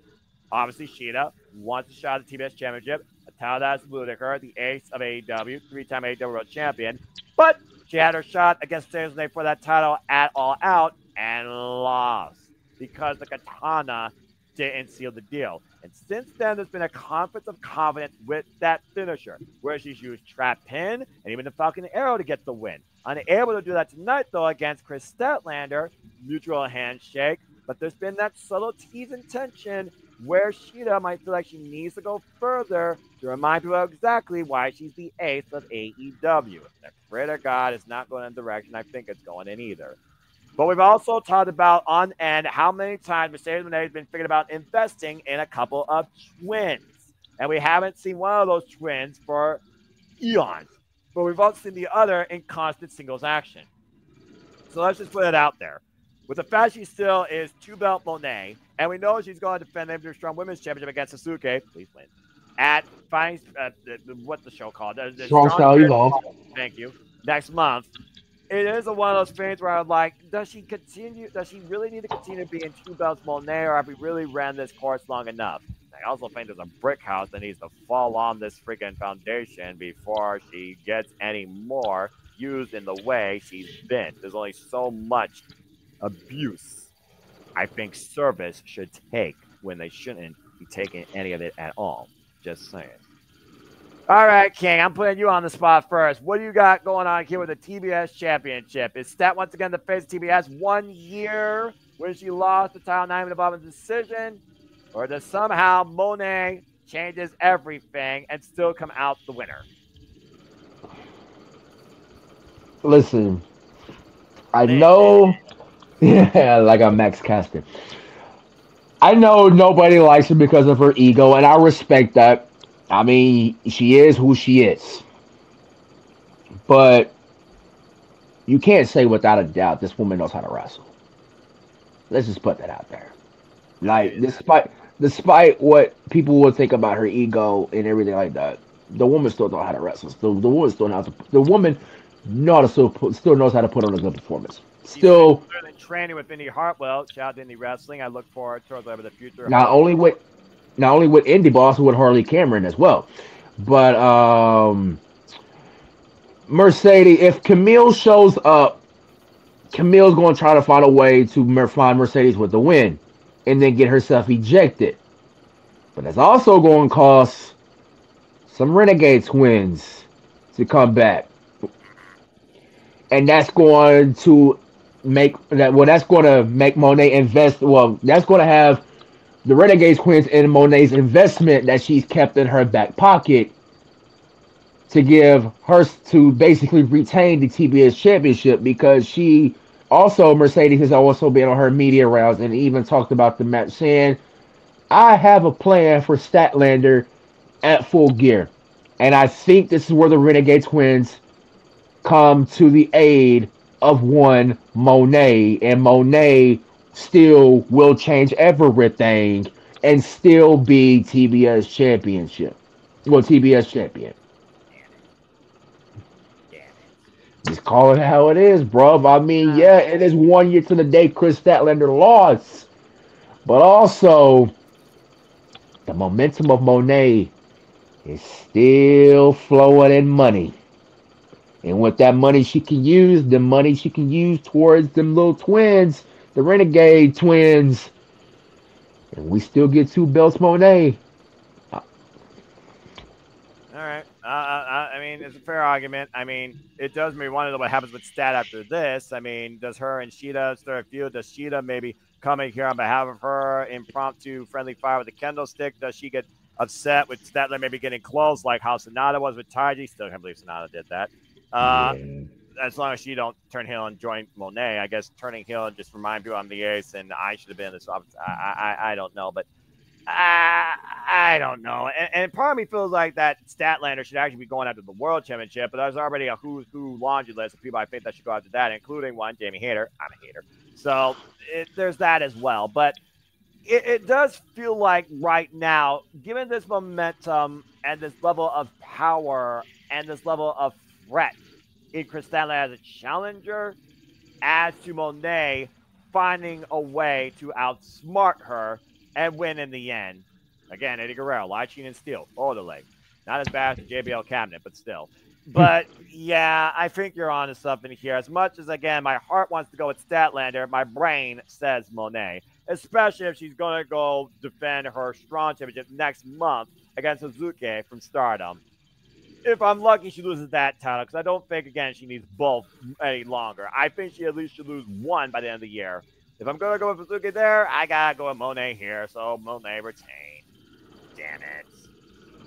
But it still should be a very good match, because to your point, she's definitely showed us that she still wrestle. Again, her best match finally did was against Sheeta. I couldn't imagine what she's going to do against Statlander. And Statlander, who's still very young in her career, can only grow from this match and experience. But hopefully it doesn't mean that she's just sitting somewhere figuring out what's next for her. AEW still need to figure out how to book your women's division better. You're booking it stronger, but you're still disjointed quite a bit. Just saying. It is what it is. All right. Well, Wyatt seems that we're pretty firm in saying that Monet's going to retain somehow. One person's very firm in figuring that he's going to beat the Hangman one way or another, particularly in a certain way that hasn't been done yet in AEW. Will we see the HTO, the Hangman tap out from the Switchblade, as it's Switchblade Jay White versus Hangman Adam Page again in one-on-one action? Jay White giving Hangman Adam Page a chance at redemption at Full Gear after literally, physically dissecting the man at Wrestle Dream. This is very interesting for a number of reasons. Wrestle Dream, Jay White, perfect fucking match after coming back. Perfect. If it wasn't for Christian Cage during the freaking Owen, he'd still be on blemish against Hangman Adam Page. Period, point blank simple. And since Hangman's war with Swerve, he has had nothing but a hobble, which has, of course, impeded the buckshot layup. But he has proven he can still hit it after a little bit of tag team madness with the patriarchy and was able to beat Rock Hodges Robinson and Jay White in tag team action, hitting Juice, not Jay. Jay's not even looking for a pin this time. He's looking for a tap out.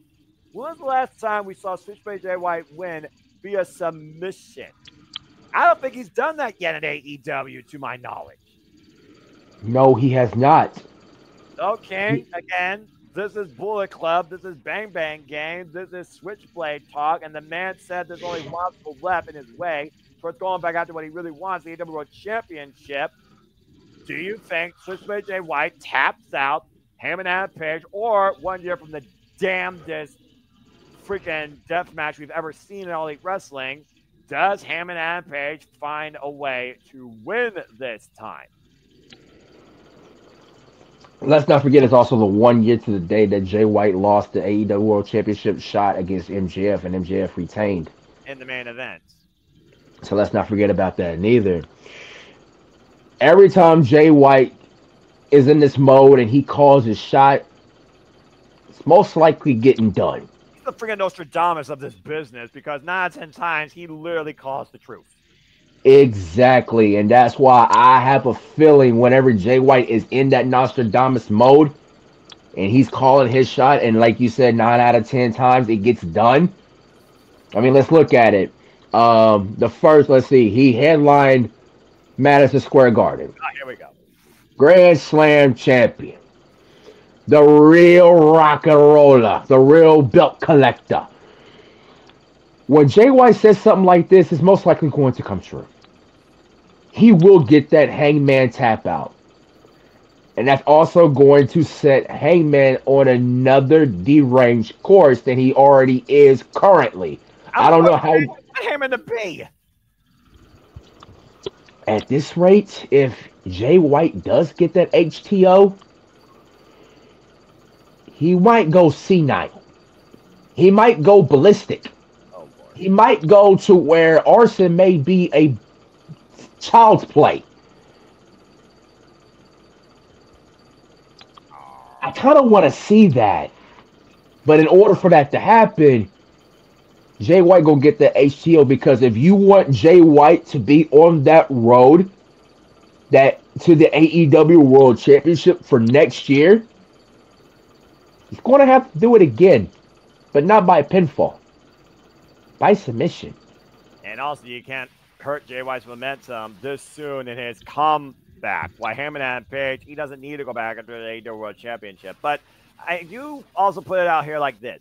Hangman Adam Page is a guy that will not let those that go against whatever his will is right now in AEW. This guy's more rogue than any Eldest Royal I've ever seen. That's Royal I've ever seen. If he doesn't tap out, what if he passes out? Does he use that as a special relief to say that, Jay White, you failed to make me tap out. You failed to beat me. My body gave out. Let's think about this. What he said against Swerve Strickland. You are not better than me. This time, my body gave out. So it's one of those things, again, especially disbelief, especially in a submissions affair. If the body gives out, do you consider that a win? Or how do you get underneath someone's skin to give them one more match? Where have I heard that before? And hey, Jay White again was a former participant last year in the Continental Classic. So either way, I can see both these men involved in different blocks, if not the same block, different blocks. So I mean, it's just one of those things right now that you just gotta have Jay White win somehow. And if Heyman even thinks that he's gonna lose, who's to say that Heyman won't go to your point and get DQ'd? At this point, is he looking for a win or is he looking for revenge? And which one's more satisfying for the Hangman when he's already told us before there really is no accomplishments, only victims. Wins and losses matter? Yeah, fuck that shit.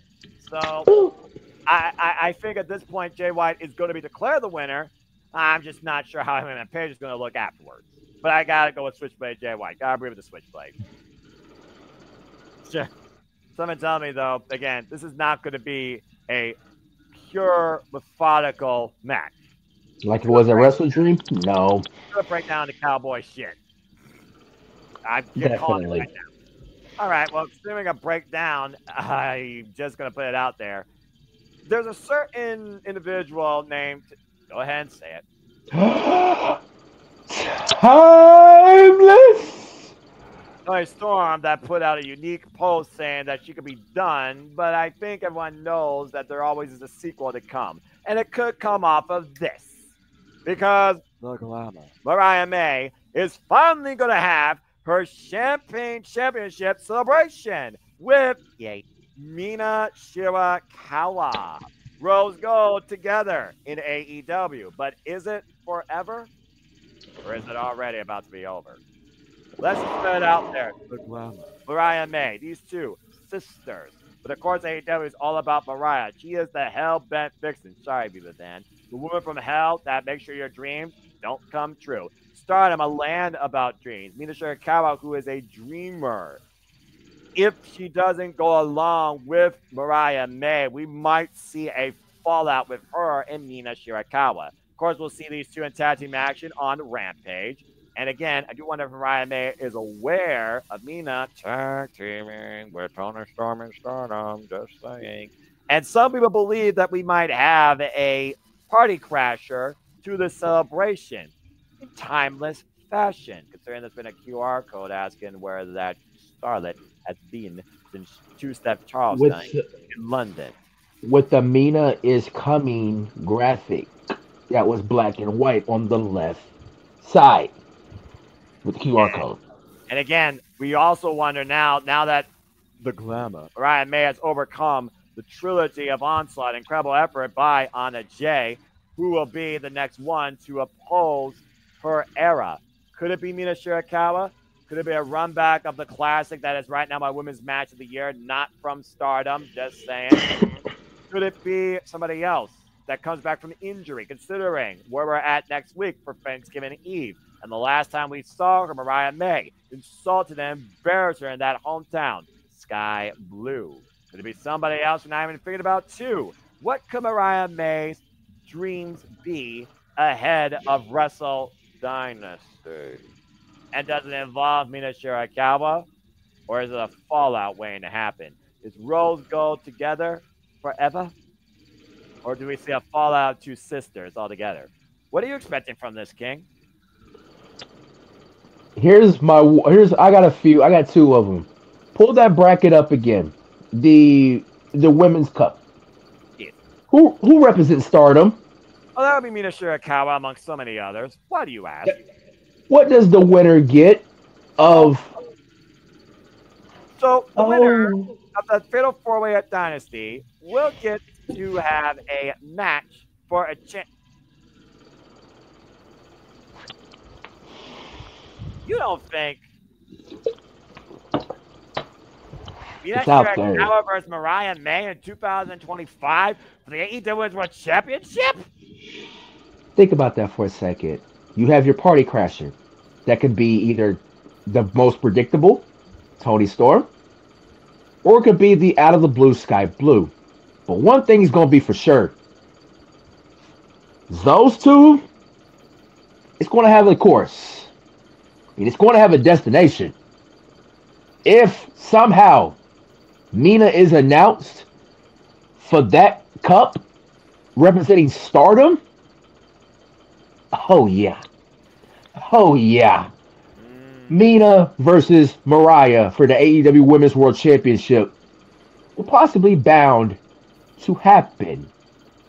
Because you don't think that Mariah senses that Mina, yeah, that may be Rose Gold forever, Club EXV forever. That was weird. First off, don't ever do that again. Hey, I'm just saying. But Freaking they may be Rose Gold, Club EXV forever. But this evil glamour has taken over Mariah to where, yeah, Mina's taking a back seat. Yeah, Mina's showing support for Mariah.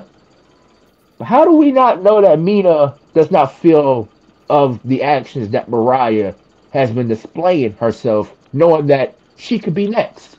he did seem kind of rushed a little bit, maybe like initial excitement, but still a little bit concerned when talking earlier tonight with Renee Paquette. To your point, and again, we are approaching World's End, which you might see literally these two worlds end by then, if not beforehand. Now that you bring And that up, exactly, and there's a and then Mariah's gonna find out the timing of that QR code. That it caught me off guard because I like when I watched that graphic on that Dynamite, I didn't even notice the QR code until I didn't someone either. brought it up to me. I didn't either.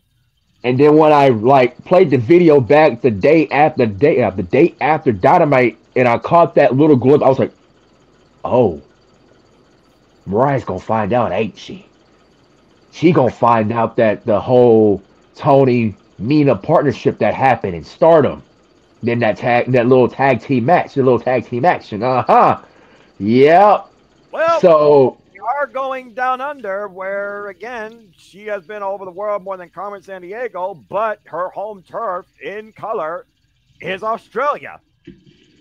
so with Tony being in character, that kind of gave everybody a little red flag, a little red smoke to thinking, okay, she Tony Storm may be done, da da da da da da da da.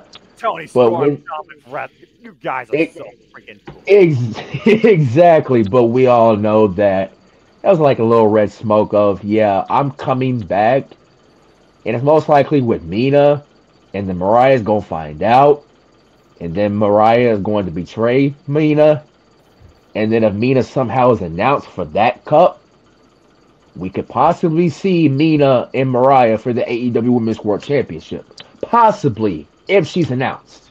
I almost don't wonder if she would want to end Mina before that. Like I said, at World's End, I do think that the AEW Women's Championship will be on the line at World's End. It's just a matter if they're going to run back Tony Storm before they go down under the Grand Slam, or Mariah May is going to use Mina as an example that truly I don't need anybody that I once rode with and had fun with. You saw how long the saga was with Tony Storm and Mariah May. The saga, the connection, the relationship with Mina Shirakawa and Mariah May runs way back further than that. So World's End to end that would be very poetic, in my opinion. As again, she wrote the eulogy of Thomas Tony Storm. Don't think Mariah May won't write a eulogy for somebody she once seen as a sister. We've seen what Mariah May is willing to do to hold on to this. You heard what she said tonight on Dynamite, man. You either have this or you don't. And you're nothing. Yep. And that was right in front of Mina Shirakawa's face as they were side by side. Hmm. Oh, the pain, the heartstrings that will be tugged, especially on you, when it comes to the conclusion of this celebration. And if the champagne bottle flies again, this time into the head of not Mariah, but maybe another person too. Remember the last time we had champagne would involve Mariah May and Mina Shirakawa. Someone got a bottle to the head. Just saying. That was painful. All right, well, speaking of pain, let's go ahead and get to, I think, where the semi-main, because it is an almighty debut in whose house? Swerve's house. But I do wonder how much longer he's going to hold the lease on that after the Hurt Syndicate takes care of business, because for the first time ever in AEW, it is Swerve Strickland versus the almighty Bobby Lashley. Holy shit. Again, seeing this guy debut live at Fright Night, that was fucking epic. Every time so far, except for tonight, Bobby Lashley has wiped out Swerve Strickland, and the Hurt Syndicate has set a business example at the expense of the formerly, in MVP's mind, most dangerous man in AEW. And then Bobby Lashley showed up. I'm not going to say anything else because this is representation, damn it. And also, I'm looking forward to this really, really much. But again, what's the condition? Physical condition more so versus mental. We know Swerve can wick a demon inside himself. He woke it up a little bit tonight. What's the physical condition of Swerve Strickland? And how does that come into play with Bobby Lashley's pay-per-view level debut? I get it. We had a 2-minute squash with Cheeseburger tonight. How fitting on Dynamite. This is the real debut. There's no denying that, okay? This is the real debut. That man could have wrestled those two jabronis in a suit. This is the real deal. King, your thoughts on this? This is where business is going to pick up. Here's a King fun fact for you guys right now that y'all going to be so in disbelief, but we're going to talk about that on a different day, on a different topic, whenever we get a chance to. Did y'all know that this would be Bobby Lashley's first singles pay-per-view match since 2020? I believe, if I'm not wrong, correct me if I'm wrong, since he faced Brock Lesnar for the WWE Championship. That was the last time we've seen Bobby Lashley in a one-on-one singles pay-per-view match. That's fucking ballistic. Now, with this being Bobby Lashley's first match, pay-per-view's one-on-one match for however long that was, that match against Brock Lesnar, I'm looking forward to this. I'm really am. Because Swerve has proven himself to be a main event player. No kidding. And that's post his championship run. The man is treated like a star right now. But this is an almighty that you are dealing with. This is the one who will put the Hurt in the Hurt Syndicate. The Hurt in the Hurt Lock. The man who can dominate any promotion he chooses to. Whether that was WWE, whether that was TNA, heck, even throw this in there, and even though they was in the WWE umbrella, ECW,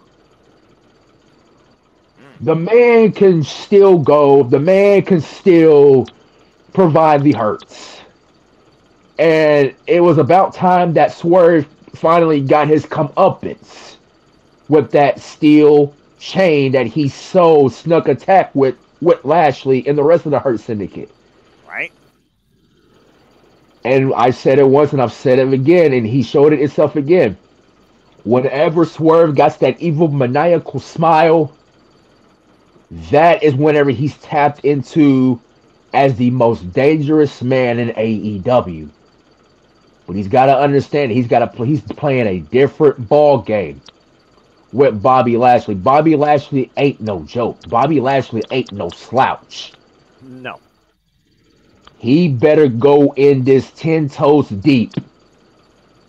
The same game plan he used here is going to be the same game plan he needs to use on Saturday, but without the steel chain in hand. If he doesn't in one slip up, Hurt Lock, night, Dominator, goodbye. The Hurt Syndicate will prove a point that they go run roughshod in AEW if they get this win over Swerve in Bobby Lashley's favor. I'm going with Bobby Lashley because this is Bobby Lashley's debut. You can't ruin a debut like that. I'm going with Bobby Lashley. Bobby Lashley, arguably right now, is the biggest signing AEW has gotten in a long effing time. Not to mention the Hurt Syndicate right now, not only the best dressed faction in all of wrestling, the Hurt Syndicate could breathe new life in testing AEW from the ground up. You heard what MVP says. Hurt people make money. But when it comes to MVP, challenge him on the mic. When it comes to Shelton Benjamin, challenge this complete athlete in the ring at 49 years of age. Given some of the best matches, he still can fucking go. Are you kidding me? And then you have the complete anomaly in the super athlete, the multiple-time world champion, former undefeated MMA Bellator fighter, and fucking Bobby Lashley. Are you kidding me? You couldn't have a more complete faction since the Shield. So, or Wyatt family. God rest your soul, Ray Wyatt and Luke Harper. But we got just also put this in context. Yeah, he did have a few while he was United States champion with like a period 2022 SummerSlam. I think that might have been like where it started tempering off because the last title he had was the United States Championship for some time. Okay. But yeah, it's one of those things right now where Bobby Lashley doesn't win this in impressive, dominant fashion. You've already completely fucked up the absolute charisma and the absolute status quo of this package known as the Hurt Syndicate. A Bobby Lashley idea, might I add. Not MVP. Bobby Lashley idea. Thanks to Renee Paquette, by the way, learning more about this, of course, in her close-up reviews. Please watch those folks on YouTube. Tremendous stuff. But yeah, we see Swerve Strickland when he is at his worst, he is at his most dangerous. And he doesn't give a shit about his own well-being, clearly, or anyone else's. Ever since Fright Night, I saw live, what happened when the Hurt Syndicate was born? He came out, steel chain, declared the challenge, and he's been hell-bent on taking down the Hurt Syndicate, or at least getting revenge. Numbers be damned. And before the night, each week so far, the Hurt Syndicate have literally wiped him out. And Swerve, of course, having great wins since coming back from him and Adam Page's sedation of him back at All Out. Right. Yeah. Already got great wins against Leo Rush and Shelton Benjamin. But again, this is Bobby Lashley's all elite debut. You can't fuck this up. But we also know Swerve Strickland, he's not going to make this easy for the almighty Bobby Lashley, too. No way in hell. I just wonder how Prince Nana is going to outlast against Shelton Benjamin and MVP on the outside. But MVP already dropped him with that cane. And again, Leo Rush, he has been scouting and thinking. And the last time we saw Leo Rush, he saw the Hurt Syndicate in play. And you almost wonder if he was in favor of that, or was he second questioning, I don't want to roll with these guys. Because I almost wonder if Leo Rush wants to be a part of this right now, you know? But yeah, it's got to be Bobby Lashley. Either way, we're in for one hell of a fight. And someone's going to get hurt. Mm-hmm. And I'm for it. I like violence. Period. Me too. There we go. All right. Well, we had a lot of great fun again. We're so excited for the Continental Classic. We got Wrestle Kingdom, Wrestle Dynasty on the Horizon. We got NXT Deadline. We got Ring of Honor Final Battle. Winter's coming. We got Dream Queendom. We got so much more in store. But again, we got to get through Thanksgiving Eve, where Chris Jericho, hi guys, will get his chest cut open by Tanahashi. Sorry, what? And the Continental Classic will also start next week, Wednesday. And yes, folks, I'll be covering that here, part of Simulable Studios next week, Wednesday. Hope to see you then. Again, if I don't, God bless you. And I hope that you have a wonderful feast and time with your families. And as always, catch your mentality. Just love your wrestling. But let's go ahead and talk about the future of All Elite Wrestling. Let's go ahead and talk about our main event in November for the AEW World Championship. Anything but whatever. It's Jon Moxley, the Death Rider, versus freshly squeezed Orange Cassidy again at Full Gear. But this time in the main event for not only the AEW World Championship, but arguably the very identity of AEW itself and the leadership. Okay, this right here is going to be unique to say the least. Ever since Jon Moxley took possession of the position that encompasses holding the AEW World Championship that we have not seen any light of since locked inside that briefcase on the wrist of Marina Shafir. These Death Riders have run rampant and literally erasing the foundation of AEW as we know it and reshaping it, recreating it, rebuilding it from the dirt and ground up, scorching it. Jon Moxley said at one point it was easy as burning it down. He would have burned this place a long time ago. Well, now he's literally starting from scratch, and it starts with Orange Cassidy, as both men will go down in the valley, and one will come out with the victory. The other might be left for dead. Orange Cassidy, of course, who did not originally want to take on this task, did not want to be the leader, did not want to be involved in this, considering he has wins over each member of the Death Riders. But each time you wrestle them, it changes you. And we've seen that disposition ever since last year when he took Jon Moxley on in the main event of All Out and lost the National Championship, only to win it back in mid-card of the AEW Full Gear PPV last year. The man that has wrestled more than most people on the AEW roster overall, with probably more wins than anybody in AEW history, now takes on literally the owner of AEW, Jon Moxley, the most recognized AEW World Champion in company history. It's just one of those things right now, though, where Orange Cassidy, it almost feels like he knows he's going into an unwinnable battle. But we saw his defiance tonight, and it did get under Jon Moxley's skin, and I think that plays to his advantage. We saw him endure that 5-on-1 insult and injury while his hands were taped literally in his pockets, and then he still stood up afterwards with the sunglasses. A defiant Orange Cassidy to the very end, on behalf of a fallen friend, or also on behalf of literally a brand that has defined him. You talked about before Friday Night Alive. He loves AEW. He loves what it is. He didn't want to take on this, but he has no choice now because Jon Moxley made it like this. And Jon Moxley, again, trying to eliminate all distractions. Orange Cassidy is still staying Orange Cassidy, and he's willing to go into this by himself if it means no one else will get hurt. It's that sympathy, I think, that will be his downfall, because Jon Moxley will show none of it. And you know that the Death Riders can get involved. If no one else rears fear, I know it's going to be at ringside, just like Darby Allin at Grand Slam. The result itself seems obvious, but this is one of those cases where, again, in wrestling, it's not about the result, it's about the story. And after Darby Allin got tossed like a fucking rag doll by Claudio Castagnoli and destroyed with a clothesline, Jesus Christ, I do think that Darby Allin and Jon Moxley will be on a collision course again at some point down the line. But at this point, once Orange Cassidy's neutralized, who the fuck is going to step up to Jon Moxley next, ahead of World's End, when the world's sort of change again? King, your thoughts on this? What happens to Orange Cassidy? What's the future of the AEW World Championship? Orange Cassidy knows that he's got the juice. I'm playing off the movie Juice. If you know the movie with Tupac Shakur, Orange got the juice now. I've never seen him this vocal in ever. So with him being this more vocal, it's like you said, he doesn't want to be a leader, but he has no choice. He got the juice now. He showed us the defiance here tonight. The question is, will that defiance remain intact? And he can carry on that defiance against Jon Moxley. This version of Jon Moxley is the most violent Jon Moxley in AEW.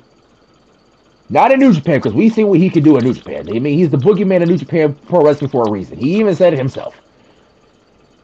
This, in its AEW landscape, this is the most violent, the most dangerous, the most tactical Jon Moxley we've ever seen. You got Claudio Castagnoli, you got Pac, you got Wheeler Yuta, you got Marina Shafir. The Death Riders. Whatever Jon Moxley is preaching, they're following.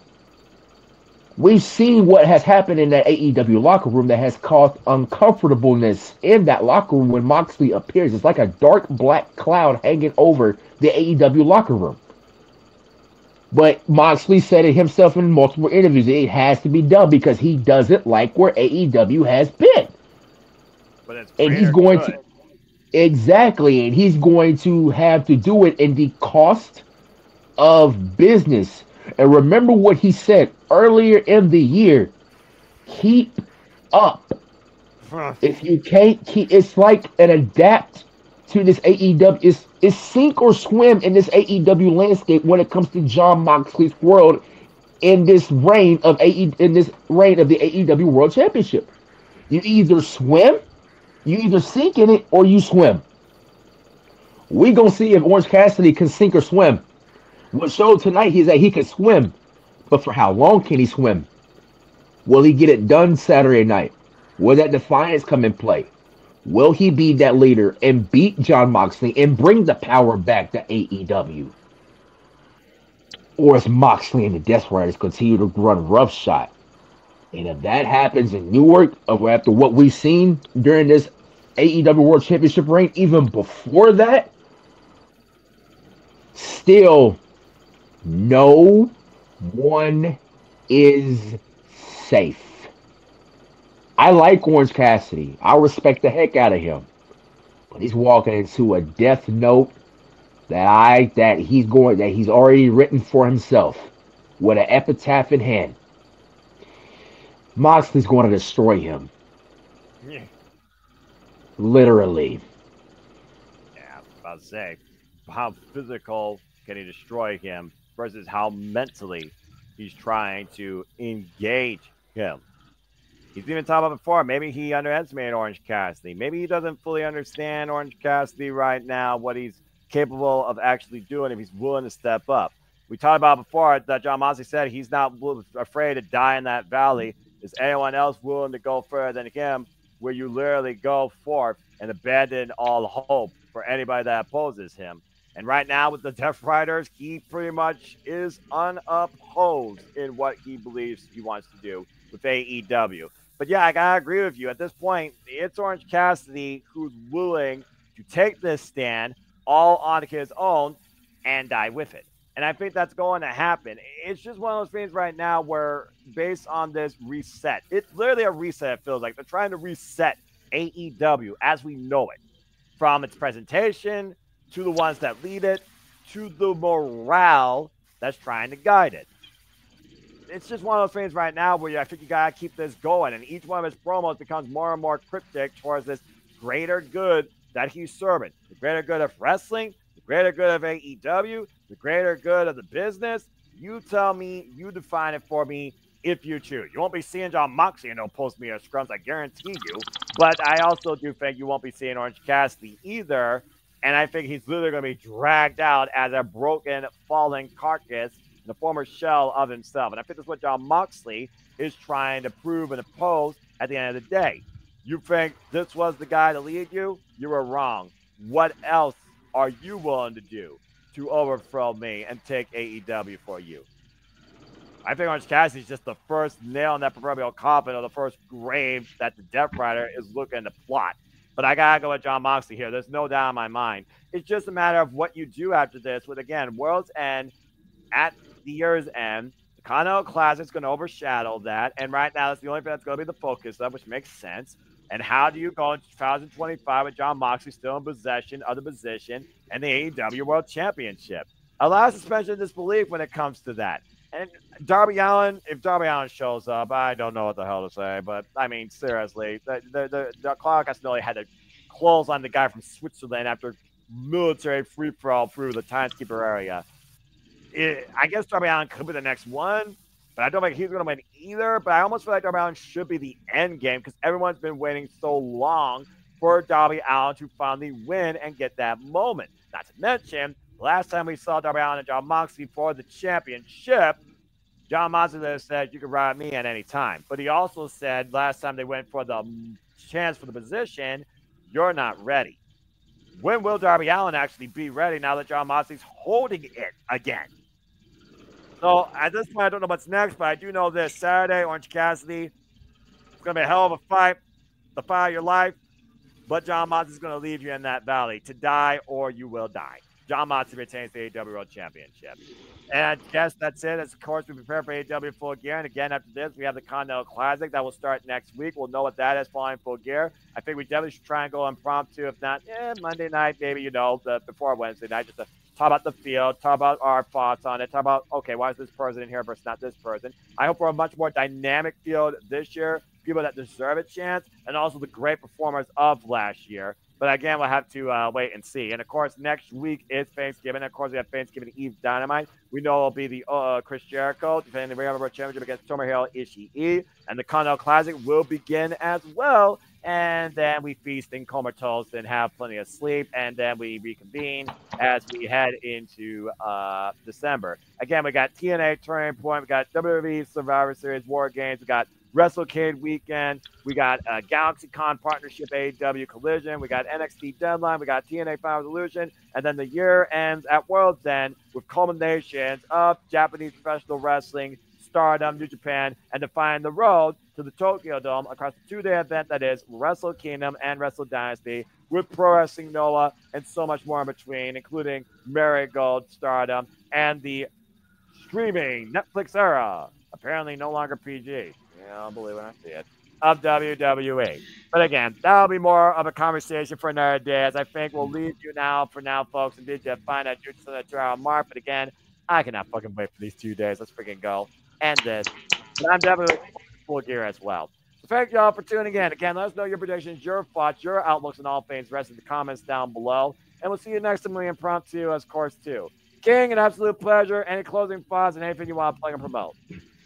Full Gear should be one of those pay-per-views. Is going to be, always a hit because when it comes to AEW pay-per-views, y'all already know they don't miss at all.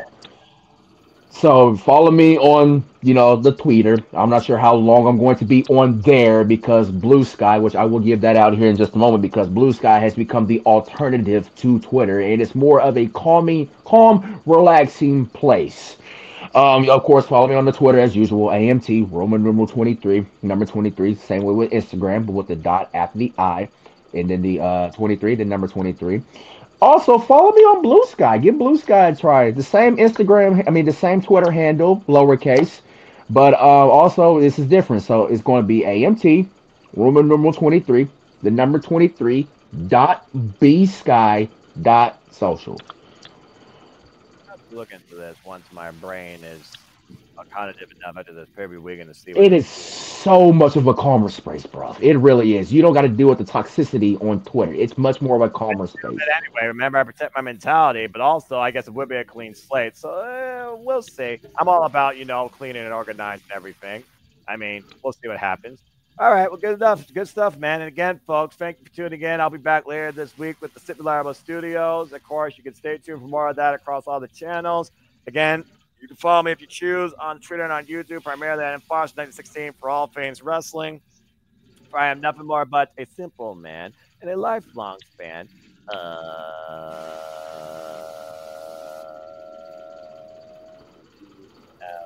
later.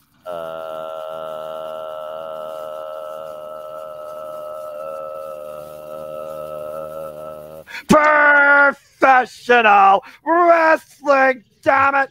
Only wish to continue to remind you and encourage you that there are no winners, no losers, no betters, just fans, no opinions, but this passion we all share. At the end of the day, folks, support one another, respect each other, protect your mentality to treasure your families, and just enjoy life and enjoy professional wrestling. It is truly as simple as that. With that being said, thank you so much for tuning in to another review Impromptu. Please subscribe, comment, tell a friend, follow the entire AEW fam on all the social medias, including Blue Sky. Support my friends, support my fam. Again, just enjoy life and enjoy wrestling. We appreciate all of you for tuning in. It's going to give it to you, as always. And again, we'll see you next time here on the Impromptu. I'll be back later this week, though, with the SRS, Survivor Studios, for our City Predicting Full Gear, coverage of AEW Full Gear, and, of course, your weekly Saturday shenanigans as we head into Thanksgiving week with AEW Dynamite Thanksgiving Eve, and also Super Predicting versus War Games, day and time to be determined as well, too. I'll also see you all on the other side of No DQ in the Predictions League for the conclusion of WPLE Predictions League panels, as I'll be there Sunday night on No DQ for the WWE Survivor Series War Games Prediction panel. Stay tuned for more on that. But that's all I got to say for now, too. So, again, thank you all for tuning in. So, for the time being, it's been a long night. We're tired. We have work tomorrow. We got to do what we got to do for our families and ourselves. We thank you all, but I bid you not a sign adieu. So until next time, I don't have a closed screen, so I'll just go ahead and simply do this. Believe in Joe Hendry and make a positive impact in life. And have a good night, King. Good luck in the league. Good luck, Orange Cassidy. And everyone enjoy AEW Full Gear this weekend ahead of the Continental Classic 2. Literally, because it's Continental Classic 2. Have a good night, folks. We are ATW. Good night, folks. Good grief, this weekend's gonna kill me. Yep, it is, but you'll be fine. You'll be fine.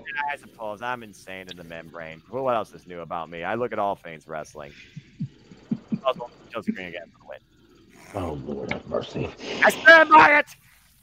All right, Thank you, Mia Yim, and thank you, Josh Alexander. And goodbye, Chase U.